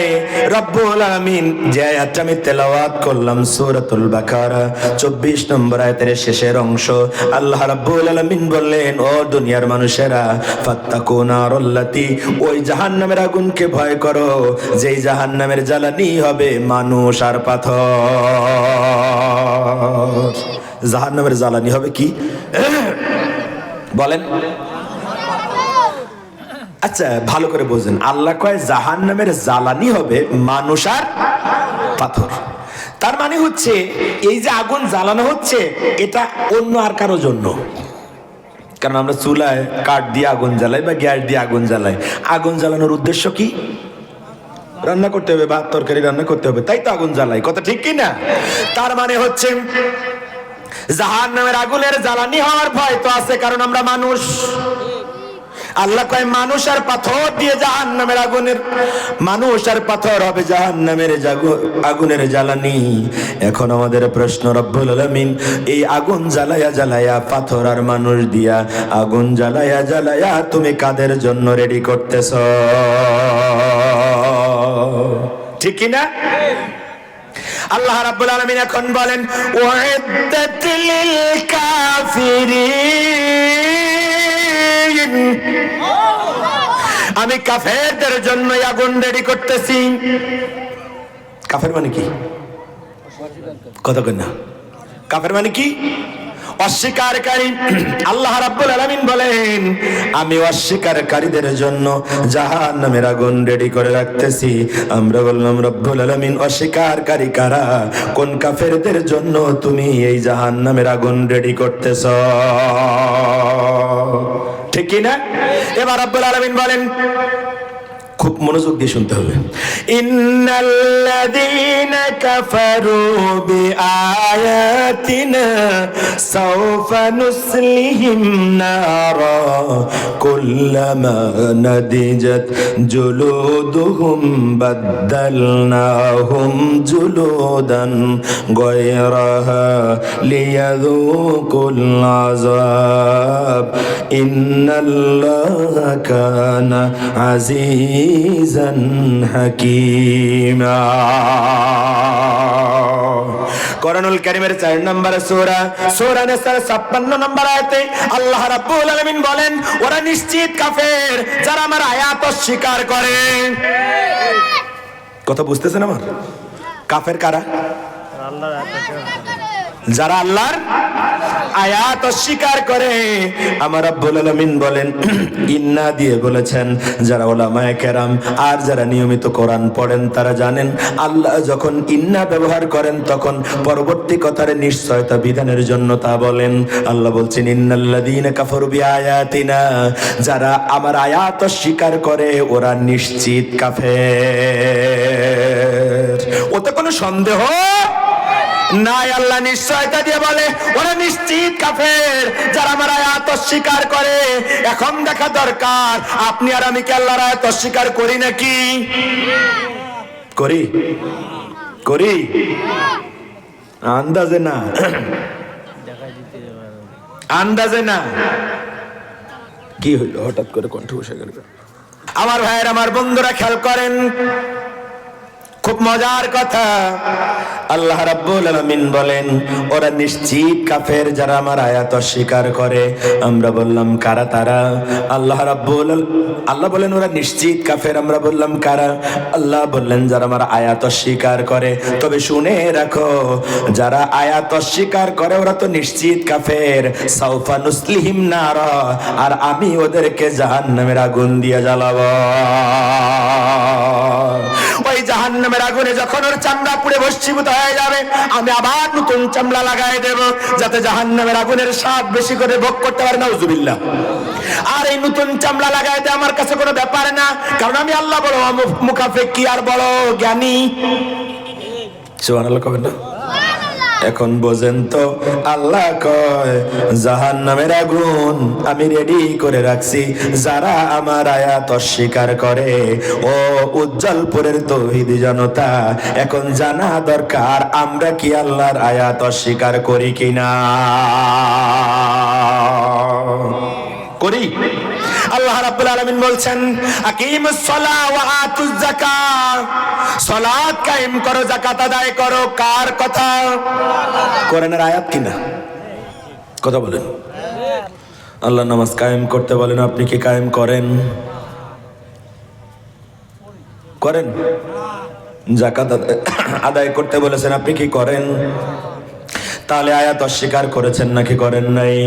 আল্লাহ রাব্বুল আলামিন বলেন, আহাল্লাল্লাহুল বাইউ হারামার রিবা, ব্যবসা তোমাদের জন্য হালাল আর সুদ করেছে হারাম। আপনি সুদের সাথে আছেন না নাই? আপনার স্ত্রীর নামে বিভিন্ন সমিতি থেকে লোন নেওয়া আছে নাকি নাই? যদি লোন নেওয়া থাকে তাহলে আপনি এই আয়াত অস্বীকার করেছেন। আল্লাহর ফর্মুলা অনুযায়ী আপনি এই আয়াত অস্বীকারী। আমার আল্লাহ বলেন, সাউফা নুসলিহিম নারা, আমার এই আয়াত অস্বীকার করার কারণে আমি তোরে জাহান্নামের আগুন দিয়ে জ্বালাবো। ও আমার মায়ের জাত, ও আমার বোনের জাত যারা শুনতেছো, স্বামী যতই চাপ দিক না কেন, খবরদার খবরদার কোন সমিতি থেকে সুদে লোন নিবা না, তাহলে কিন্তু তুমি জাহান্নামে যাবা। শুধু তুমি যাবা না, তোমার সাথে তোমার স্বামীও জাহান্নামে যাবে। কথা বোঝা যায়? অনেক কথা। আল্লাহ রাব্বুল আলামিন বলেছেন, ও ঈমানদার পুরুষ আর নারী, তোমরা পর্দা মেনে চলো, এটা তোমাদের জন্য ফরজ। কার কথা? কোরআনের আয়াত কিনা? আপনার স্ত্রী আর আপনার কন্যা বাজারে যখন যায় তখন কি পর্দা মেনে যায়? আপনার বাড়িতে যখন খালাতো ভাই, ফুফুতো ভাই, মামাতো ভাই, চাচাতো ভাই যখন আসে তখন আপনার কন্যাকে পর্দা মানে, আপনার পুত্রবধূকে পর্দা মানে, আপনার স্ত্রীকে পর্দা মেনে চলে। যদি না চলে আপনি আয়াত অস্বীকার করেছেন। সাউফা নুসলিহিন নারা, আপনাকে জাহান্নামের আগুন দিয়ে জ্বালানোর ওয়াদা করেছেন কে? আয়াত অস্বীকার করেছেন না করেন নাই? আরো বলা যাবে, ওইদিকে যাব না। গলার অবস্থাটা ভালো না, হঠাৎ বসে গেল, আল্লাহ পরিষ্কার করে দিক, বলি আমিন। আমার ভাইয়ের, আমি শেষের দিকে যেতে চাই। এবার রব্বুল আলামিন বললেন, ওই যে প্রথম আয়াত বলেছিলাম, আকিমুস সালাহ ওয়া আতুজ যাকাত, আকিমু তোমাদের উপরে বাধ্যতামূলক করা হয়েছে, অত্যাবশ্যক করা হয়েছে, ফরজ করে দেওয়া হয়েছে সালাত আর যাকাত। কার কথা? একই রকম শব্দ চয়ন করে আমার আল্লাহ বললেন, আন আকিমুদ্দিন আলা ওয়ালা তাতাফাররাকু ফিহি। আল্লাহর জমিনে আল্লাহর আইন বাস্তবায়ন করা তোমাদের জন্য ফরজ। কার কথা? আল্লাহর। একই রকম শব্দ আকিমু, ফরজ করা হয়েছে। দিন, দিন মানে জীবন বিধান, জীবন বিধান মানে হচ্ছে যেই বিধান দিয়া, যেই আইন দিয়া জীবন চলে, ওইটার আরবি নাম হচ্ছে দিন। আল্লাহ রাব্বুল আলামিন বলেন, আনাকিমুদ্দিন ওয়ালা তাতাফাররাকু ফিহি, দিন কায়েম করা, আল্লাহর জমিনে আল্লাহর বিধান কায়েম করা, আল্লাহর জমিনে আল্লাহর আইন কায়েম করা তোমাদের জন্য ফরজ। আর এই ফরজ দায়িত্ব পালন করতে যায়া পরস্পর বিচ্ছিন্ন হয়ে যেও না, বিভিন্ন ফেরকা তরিকা আর মাযহাব নিয়ে দ্বন্দ্ব করে আল্লাহর জমিনে আল্লাহর দিন কায়েম করার ফরজ থেকে দূরে সরে যেও না। কার কথা? যারা নামাজ কায়েমের কথা বলে, যাকাত কায়েমের কথা বলে, যারা নামাজ কায়েমের আয়াত, যাকাত কায়েমের আয়াত মানে ইমাম সাহেবের কথা শুনে মাথা নিচু করে থাকে, আমি সালাত আদায় করি না আমার ভুল, যাকাত দেই না আমার ভুল। কিন্তু যেই না জিহাদির মতো কিছু আলেমেরা বলে আল্লাহর জমিনে আল্লাহর আইন কায়েম করা ফরজ, অমনি কিছু হুজুর, কিছু পীর আর কিছু নেতারা বলে, ওই দেখো ওরা রাজাকার, ওদের ক্ষমতার লোভে পাইছে। কথা বলেন না কেন? অথচ আল্লাহ বললেন আল্লাহর জমিনে আল্লাহর আইন কায়েম করা ফরজ। তার মানে ও পীর সাহেব, ও বক্তা সাহেব, ও ইমাম সাহেব, ও দলের নেতা, তোমার কর্মসূচিতে যদি আল্লাহর জমিনে আল্লাহর দিন কায়েম করার কোনো কর্মসূচি না থাকে, তাহলে তুমি এই আয়াত অস্বীকার করেছো। আল্লাহ বলেন, সাউফা নুসলিহিম নারা, আয়াত অস্বীকার করার কারণে তোমাকে জাহান্নামের আগুন দিয়ে জ্বালানো হবে। কথা বোঝা যায়? আপনি কোন দলের কর্মী, আপনি কোন নেতার অনুসারী, আপনার খেয়াল করা দরকার আপনি যেই নেতার অনুসরণ করেন, আপনি যেই দলের অনুসরণ করেন, ওই নেতার ওই দল কি আল্লাহর আইন চায়? ওই দল আর ওই নেতা কি আল্লাহর জমিনে আল্লাহর বিধান বাস্তবায়ন করতে চায়? ওই কর্মসূচি কি দলীয় কর্মসূচিতে আছে? ওই কর্মসূচি অনুযায়ী কই নেতা চলে? যদি চলে তাহলে ভালো, আর যদি না চলে তাহলে অবশ্যই আপনি এই আয়াতের অস্বীকারী। কথা বলেন না কেন? কথা বলেন না কেন? এখন কিছু লোক বলবে, হুজুর আমরা তো মদিনার সনদ দিয়ে চালাইতে চাই, আমরা তো আল্লাহর আইনও চাই, আবার আমরা যদি একটু বাপের আইন দিয়া, আমরা যদি একটু স্বামীর আইন দিয়া চালাইতে চাই, তাহলে অসুবিধা আছে কিনা? আপনারা বলেন আলালাহুল খলক ওয়াল আমর, সৃষ্টি যার আইন চলবে তার। আমরা আল্লাহর আইন মানতে যাই, মদিনার সনদ নিলাম, কিন্তু সাথে যদি আমার বাপের আইন দিয়া, আমার স্বামীর আইন দিয়া, দাদা বাবুর আইন দিয়া, আমার নিজের তৈরি করা আইন যদি ওর সাথে কিছু চালাই, অসুবিধা আছে কিনা? আছে, অসুবিধা আছে। আমার আল্লাহ এই জায়গায় কোনো আপোষ করেন নাই। আমার আল্লাহ বলেন ইনিল হুকমু ইন্না লিল্লাহ, আমার ছাড়া আইন চলতে পারবে না।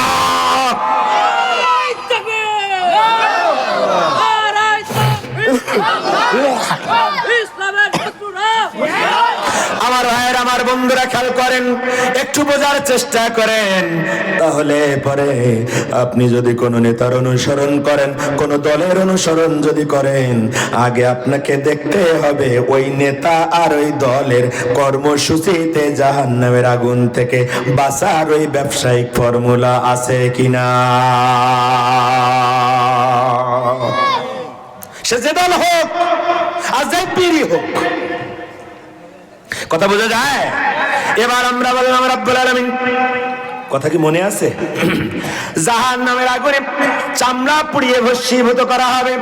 আল্লাহ রাব্বুল আলামিন আবার বলেন ওয়ালিল্লাযীনা কাফারু বিরাব্বিহিম আযাবু জাহান্নাম ওয়া বিইসাল মাসীর।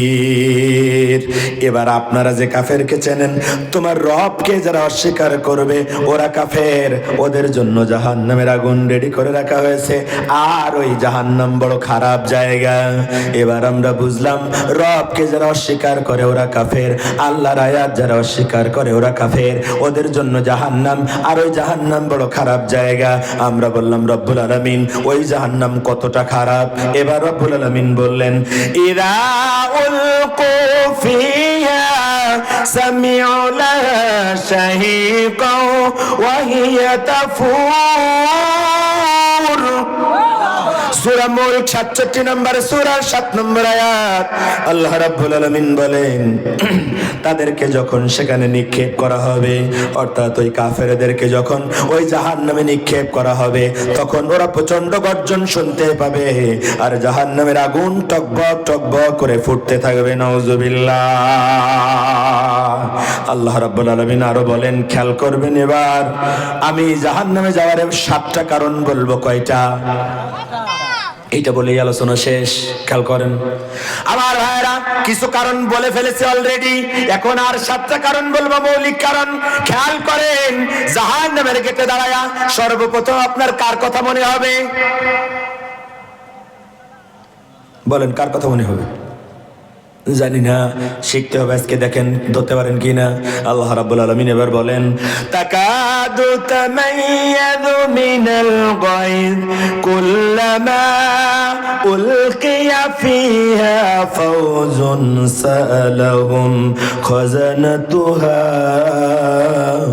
আলাম ইয়াতিকুম নাযীর। সূরা মুলকের 8 নম্বর আয়াত। আল্লাহ রাব্বুল আলামিন বলেন যখন কোন দলকে জাহান্নামে নিক্ষেপ করা হবে, কাদেরকে? কাদেরকে?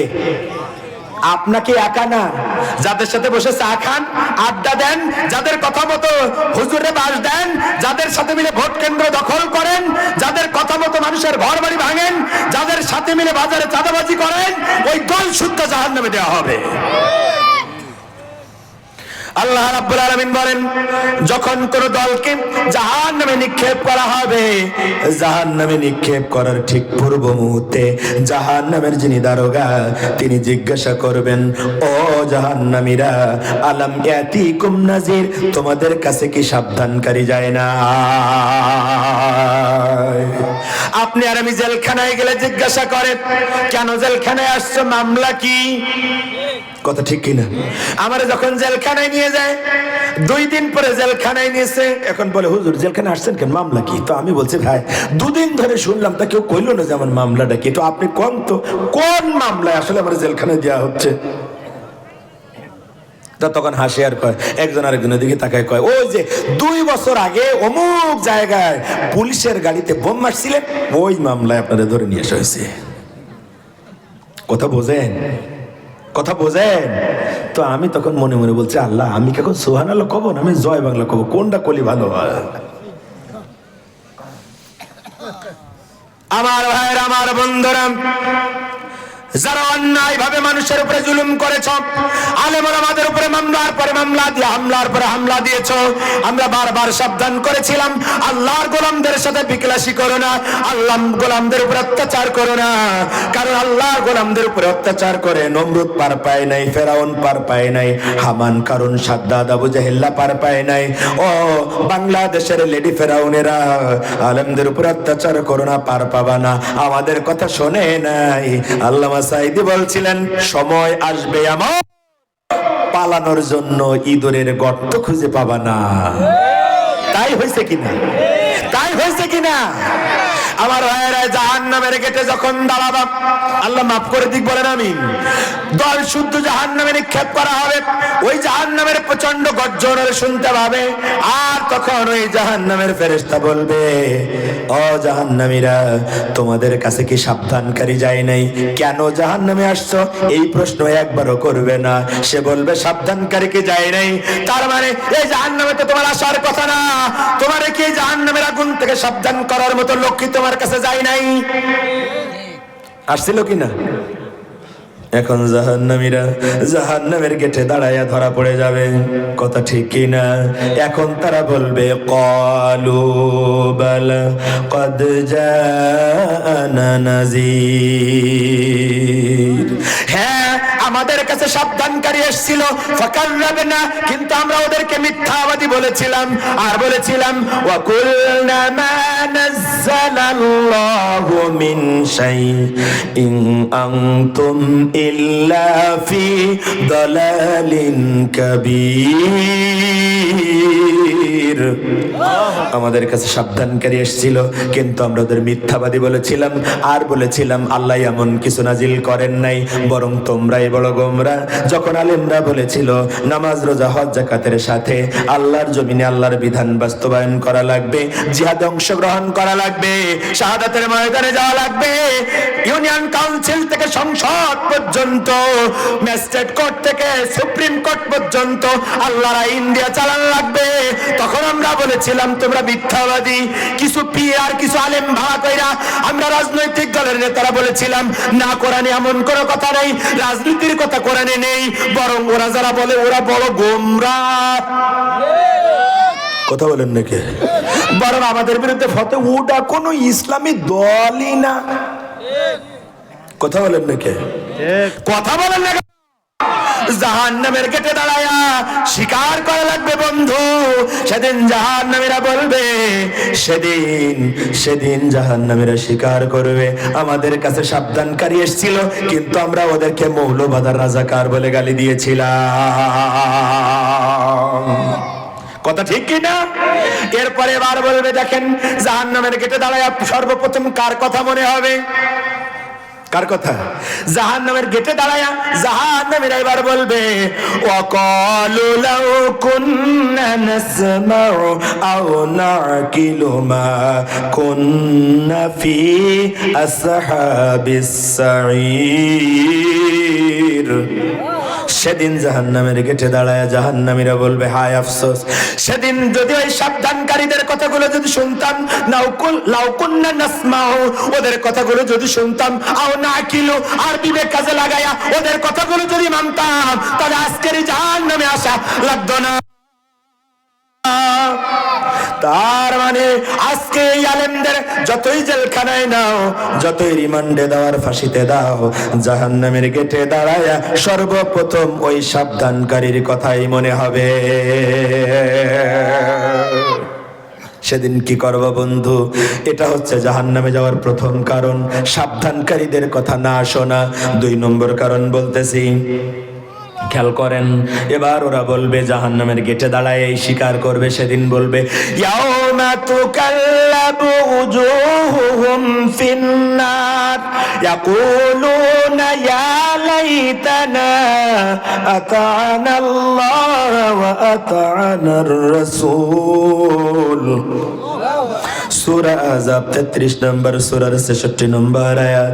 সেদিন ওরা বলবে হায় আফসোস, সেদিন যদি আল্লাহ আর রাসূলের কথাগুলো যদি মানতাম। কি মানতাম? আল্লাহ আল্লাহ রাসূলের কথাগুলো যদি মানতাম, আনুগত্য। সেদিন যখন তাদের চেহারা আগুন দিয়ে উলটপালট করে দেওয়া হবে, সেদিন তারা বলবে হায় আফসোস, সেদিন যদি আল্লাহ রাসূলের কথাগুলো যদি মানতাম। কি আগুন দিয়ে উলটপালট করা হবে? চেহারা চেহারা। ও যুবক আর যুবতী, যে চেহারায় রূপের পসরা সাজিয়ে এলাকার যুবকের মনের রানী সাইজা যারা আকাম কুকাম করো, যে যুবকেরা বিভিন্ন সাইট ব্রাউজিং করে আজকে উলঙ্গ নারীদেরকে দেখো, তারা খেয়াল করো, সেদিন বলবা কি ইয়াউমা তুকাল্লাবু উজুহুহুম, সেদিন চেহারা আগুন দিয়ে জ্বালায়া উলট পালট করে দেয়া হবে। সেদিন বলবা হায় আফসোস, যদি আল্লাহ আর রাসূলের কথাগুলো যদি মানতাম। এগুলো তো নিষেধ করা হয়েছে, যদি মানতাম। তার মানে জাহান্নামে যাওয়ার 2 নম্বর কারণ আল্লাহ আল্লাহ রাসূলের কথা না মানা। এবার 3 নম্বর কারণ বলতেছি। 3 নম্বর কারণের সাথে জাহান্নামের গেটে দাঁড়ায়া 2 নম্বরে কার কথা মনে হবে ওটাও আছে। বলেন তো 2 নম্বরে কার কথা মনে হবে? এবার জাহান্নামীরা বলবে, মনোযোগ আছে, ওয়াকালু রাব্বানা ইন্নানা আতা'না وقالوا ربنا إننا أطعنا سادتنا وكبراءنا فأضلونا السبيل। সূরা আযাবের 67 নম্বর আয়াতে আল্লাহ রাব্বুল আলামিন বলেন, সেদিন অনুসারীরা, কর্মীরা জাহান্নামের গেটে দাঁড়ায়া আল্লাহর কাছে বলবে, ও নেতারা ভালো করে খেয়াল করো, আজকের কর্মী তোমার পিছনে স্লোগান দেয়, তুমি আনন্দে আত্মহারা হয়ে যাও। ওই কর্মী শুধু দুনিয়ায় স্লোগান দিয়ে শেষ করবে না, ওই কর্মী তোমার জন্য শেষ স্লোগানটা জাহান্নামের গেটে দাঁড়ায়া দেবে। শোনো কি স্লোগান দেবে? অনুসারীরা জাহান্নামের গেটে দাঁড়ায়া বলবে, ও রব্বুল আলামিন, আমাদের ওই বড় বড় নেতা আর ওই বড় বড় শায়েখ আর বুজুর্গ গুলোর কারণে আমরা তোমার পথে চলতে পারি নাই। ওই নেতারা বলেছিল আমাদের পিছনে লাইন লাগা, আমাদের পিছনে স্লোগান মারবি, তোমার ভাই আমার ভাই, উল্লুক ভাই ভাল্লুক ভাই। ভাল্লুক ভাইয়ের চরিত্র গাজার মতো পবিত্র, নামাজ পড়ে না 1 ওয়াক্ত, মদ খায় 3 ওয়াক্ত। কথা বলেন না কে? ওই যে স্লোগান মারবি, আমি টাকা দেব, অস্ত্র নিবি আর নারী ভোগ করে বেড়াবি, তোর জাত দেখার দরকার আমি দেখবো, তোরে আর কেটে ঠেকায়। কথা বলে না কেন? ও নিজে নামাজ পড়তো না, নিজে কোরআনের পথে চলতো না, আমাদেরকেও চলতে দেয় নাই। আর সমাজে এক ধরনের ধর্মীয় নেতা ছিল, ওরা সারাক্ষণ শুধুমাত্র ব্যবসা নিয়ে, তাবিজের ব্যবসা, মাজারের ব্যবসা, খানকার ব্যবসা নিয়ে ব্যস্ত ছিল। আর বলতো আমাদের পিছনে লাইন লাগা, আমরা তোদেরকে জাহাজে করে জান্নাতে নিয়ে যাব। কথা আমার ভাইয়ের, আমার বন্ধুরা, সেদিন অনুসারীরা বলবে ওই বড় বড় নেতার বুজুর্গ গুলোর কারণে আমরা তোমার রাস্তায় চলতে পারি নাই।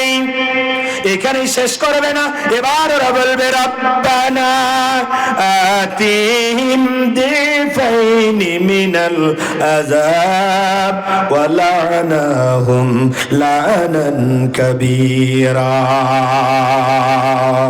ফাইনাল স্লোগান দেবে অনুসারীরা, বলবে রব্বুল আলামিন ওই নেতার ওই বুজুর্গ গুলোরে তুমি কঠিন আযাব দাও, ওদের উপরে তুমি লানত দাও, লানান কাবীরা, সবচাইতে বড় লানত ওদের উপরে দাও। কথা বলেন না কেন? জাহান্নামে যাওয়ার 3 নম্বর কারণ নেতার অন্ধ অনুসরণ। এবার 4 নম্বর কারণ বলছি, জাহান্নামের ফেরেশতারা বলবে মা সালাকাকুম ফি সাকর, কোন জিনিস তোমাকে জাহান্নামে নিক্ষেপ করলো, কেন আসছো তা বলবে না, বলবে কোন জিনিস নিক্ষেপ করেছে তোমাকে জাহান্নামে। এবার জাহান্নামের গেটে দাঁড়ায়া জাহান্নামীরা বলতে থাকবে ক্বালু লাম নাকু মিনাল মুসাল্লিন, জাহান্নামের গেটে দাঁড়ায়া জাহান্নামীরা বলবে আমরা মুসল্লি ছিলাম না। কি ছিলাম না? কথা কন।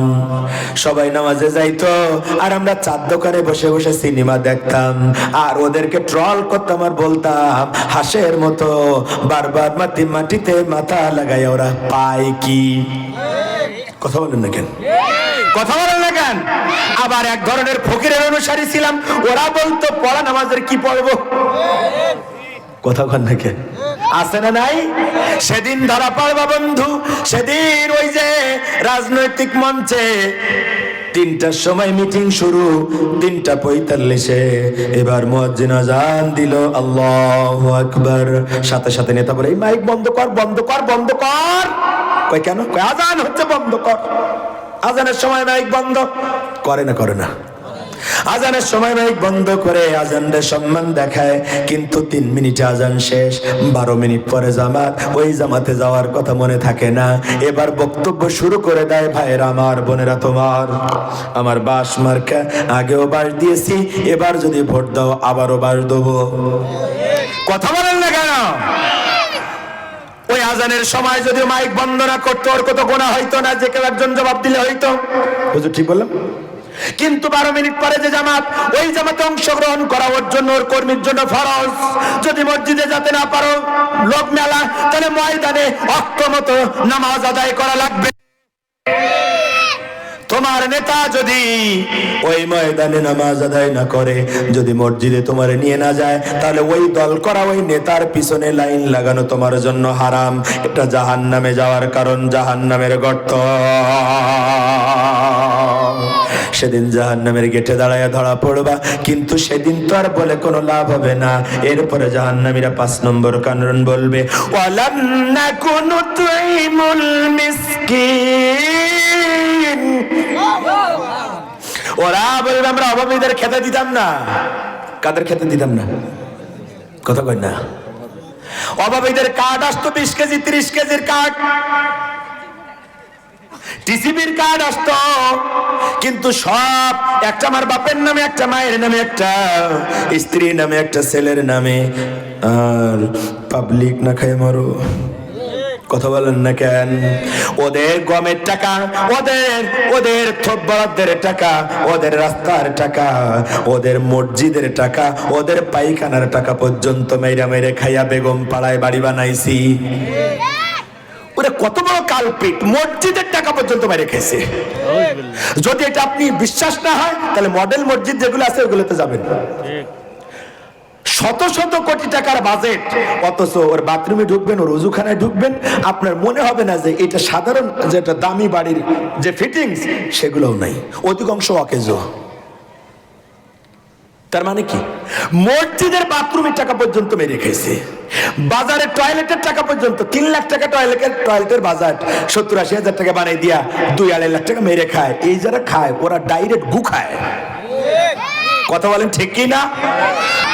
জাহান্নামে যাওয়া লাগবে। জাহান্নামের গেটে দাঁড়ায় সেদিন বলবা ওয়ালাম নাকুনু তুইমুল মিসকিন, আমরা অভাবীদেরকে খাবার দিতাম না। আরো ব্যাখ্যা আছে কিন্তু গলায় পারেন, আমি শেষ করতে চাই। 6 নম্বর কারণ, এটা খুব ইম্পর্টেন্ট কারণ, খেয়াল করেন। এবার ওরা বলবে ওয়া কুন্না নাখুদু মাল খাইদিন। সূরা মুদ্দাসসিরের 45 নম্বর আয়াতে 6 নম্বর কারণ বলবে, ওরা বলবে সত্যের বিরুদ্ধে অপবাদ রটনাকারীদের সাথে মিলে আমরাও অপবাদ রটনা করতাম। ওরা সত্যের বিরুদ্ধে অপবাদ দিত, ওরা বলতো এটা আল্লামা সাঈদী নয়, এটা দেল্লা রাজাকার। আমরা কোনো প্রমাণ পাই নাই। আমরা কিছু মানুষ বলেছিল দেল্লা রাজাকারকে ওই 71 সালে মানুষের পিটিয়ে মেরেছে, এটা আল্লামা সাঈদী কোরআনের পাখি, এইটার ওইটা এক না। আমরা প্রমাণের তোয়াক্কা করি নাই। নেতারা বলেছিল সত্যের বিরুদ্ধে অপবাদ দিয়েছিল, আমরা ওদের পিছনে লাইন লাগাইছিলাম, ফাঁসি চাই ফাঁসি চাই। কথা বলেন না কেন? কথা বলেন না কেন? ওরা বলেছিল এই হুজুররা হচ্ছে কি রাজাকার, মানবতা বিরোধী অপরাধী, ওরা যুদ্ধ অপরাধী। অথচ যুদ্ধ অপরাধীর তালিকায় ওদের নাম ছিল না, কিন্তু ওরা যেহেতু বলেছিল আমরা ওদের পিছনে লাইন লাগাইছিলাম, ওরা সত্যের বিরুদ্ধে অপবাদ দিয়েছিল, আমরাও ওদের সাথে মিলে অপবাদ দিয়েছিলাম। ওই জন্য আজকে জাহান্নামে আসছি। ধরা খাওয়া লাগবে কিনা বন্ধু? লাস্ট এন্ড ফাইনালি শেষ করতেছি কথা। এবার ওরা বলবে ওয়াকুন্না নুকাযযিবু বিয়াউমিদ্দিন, আসলে আমরা বিচারের দিনকে মিথ্যা মনে করতাম। কথা ঠিক কিনা? আসলে আমরা বিচারের দিন বিশ্বাস করতাম না। আলেমরা বলতো আল্লাহ বলেছেন মালিক ইয়াউমিদ্দিন, তিনি বিচার দিনের মালিক, তোমার বিচার হবে। ওই বিচারের দিন আমরা বিশ্বাস করতাম না।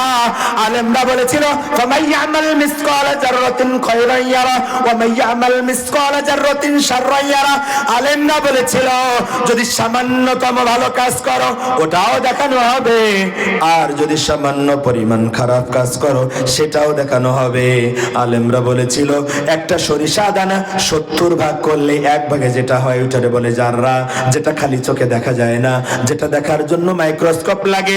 এরকমের সামান্য ভালো কাজ করলেও দেখানো হবে, আবার ওই রকম মাইক্রোস্কোপ দিয়ে খুঁজে পাওয়া যায় এরকম সামান্য খারাপ কাজ করলে সেটাও তোমার আমলনামায় জমা হবে, সেটাও তোমাকে দেখানো হবে। ওই কথা আমি বিশ্বাস করি নাই, ওজন্য সারা জীবন বলেছি আমরা কি তাহাজ্জুদ পড়ি নে? 70-80 রাকাত তাহাজ্জুদ পড়ি, সকালবেলা কোরআন তেলাওয়াত ছাড়া বাইরে বেরোইনি। আমরা কি ইসলাম মানি নে? আবার ভিতরে ভিতরে দাদা বাবুর সাথে পরকিয়া করে স্বামী বানায়া অত্যাচার নিপীড়ন করেছে। কথা বলেন না কেন? আসলে বিচারের দিনকে বিশ্বাস করতাম না। জাহান্নামের কেটে দাঁড়ায় বলা লাগবে। এখন আমার ভাইরা আপনাদেরকে জাহান্নামের 7টা গর্তের কথা বলেছি, সামনে আরো কিছু বলেছি। এখন শেষ কথা, এইগুলা থেকে বাঁচার উপায় কি? কথা বলেন না, বাঁচার উপায় কি? তুমিনুনা বিল্লাহি ওয়া রাসূলিহি ওয়া তুজাহিদুনা ফি সাবিলিল্লাহ বিআমওয়ালিকুম ওয়া আনফুসিকুম যালিকুম খায়রুল লাকুম ইন কুনতুম তা'লামুন। ওই জাহান্নামের আগুন থেকে যদি বাঁচতে চাও তাহলে আল্লাহ রাসূলের উপরে ঈমান আনা লাগবে, আর ঈমান আনার পরে তোমার মাল আর তোমার জান দিয়া আল্লাহ রাস্তায় প্রাণান্ত করার প্রচেষ্টা চালানো লাগবে, লড়াই সংগ্রামে উত্তীর্ণ হওয়া লাগবে। কার কথা? কার কথা? যদি তা করো তাহলে পুরস্কার ফাও পাবা, গুনাহ মাফ, জান্নাত পাবা, সাহায্য আসবে, বিজয়। পরের কথাগুলো আজ আর বললাম না, মৌলিক কথাগুলো আমি বলে ফেলেছি।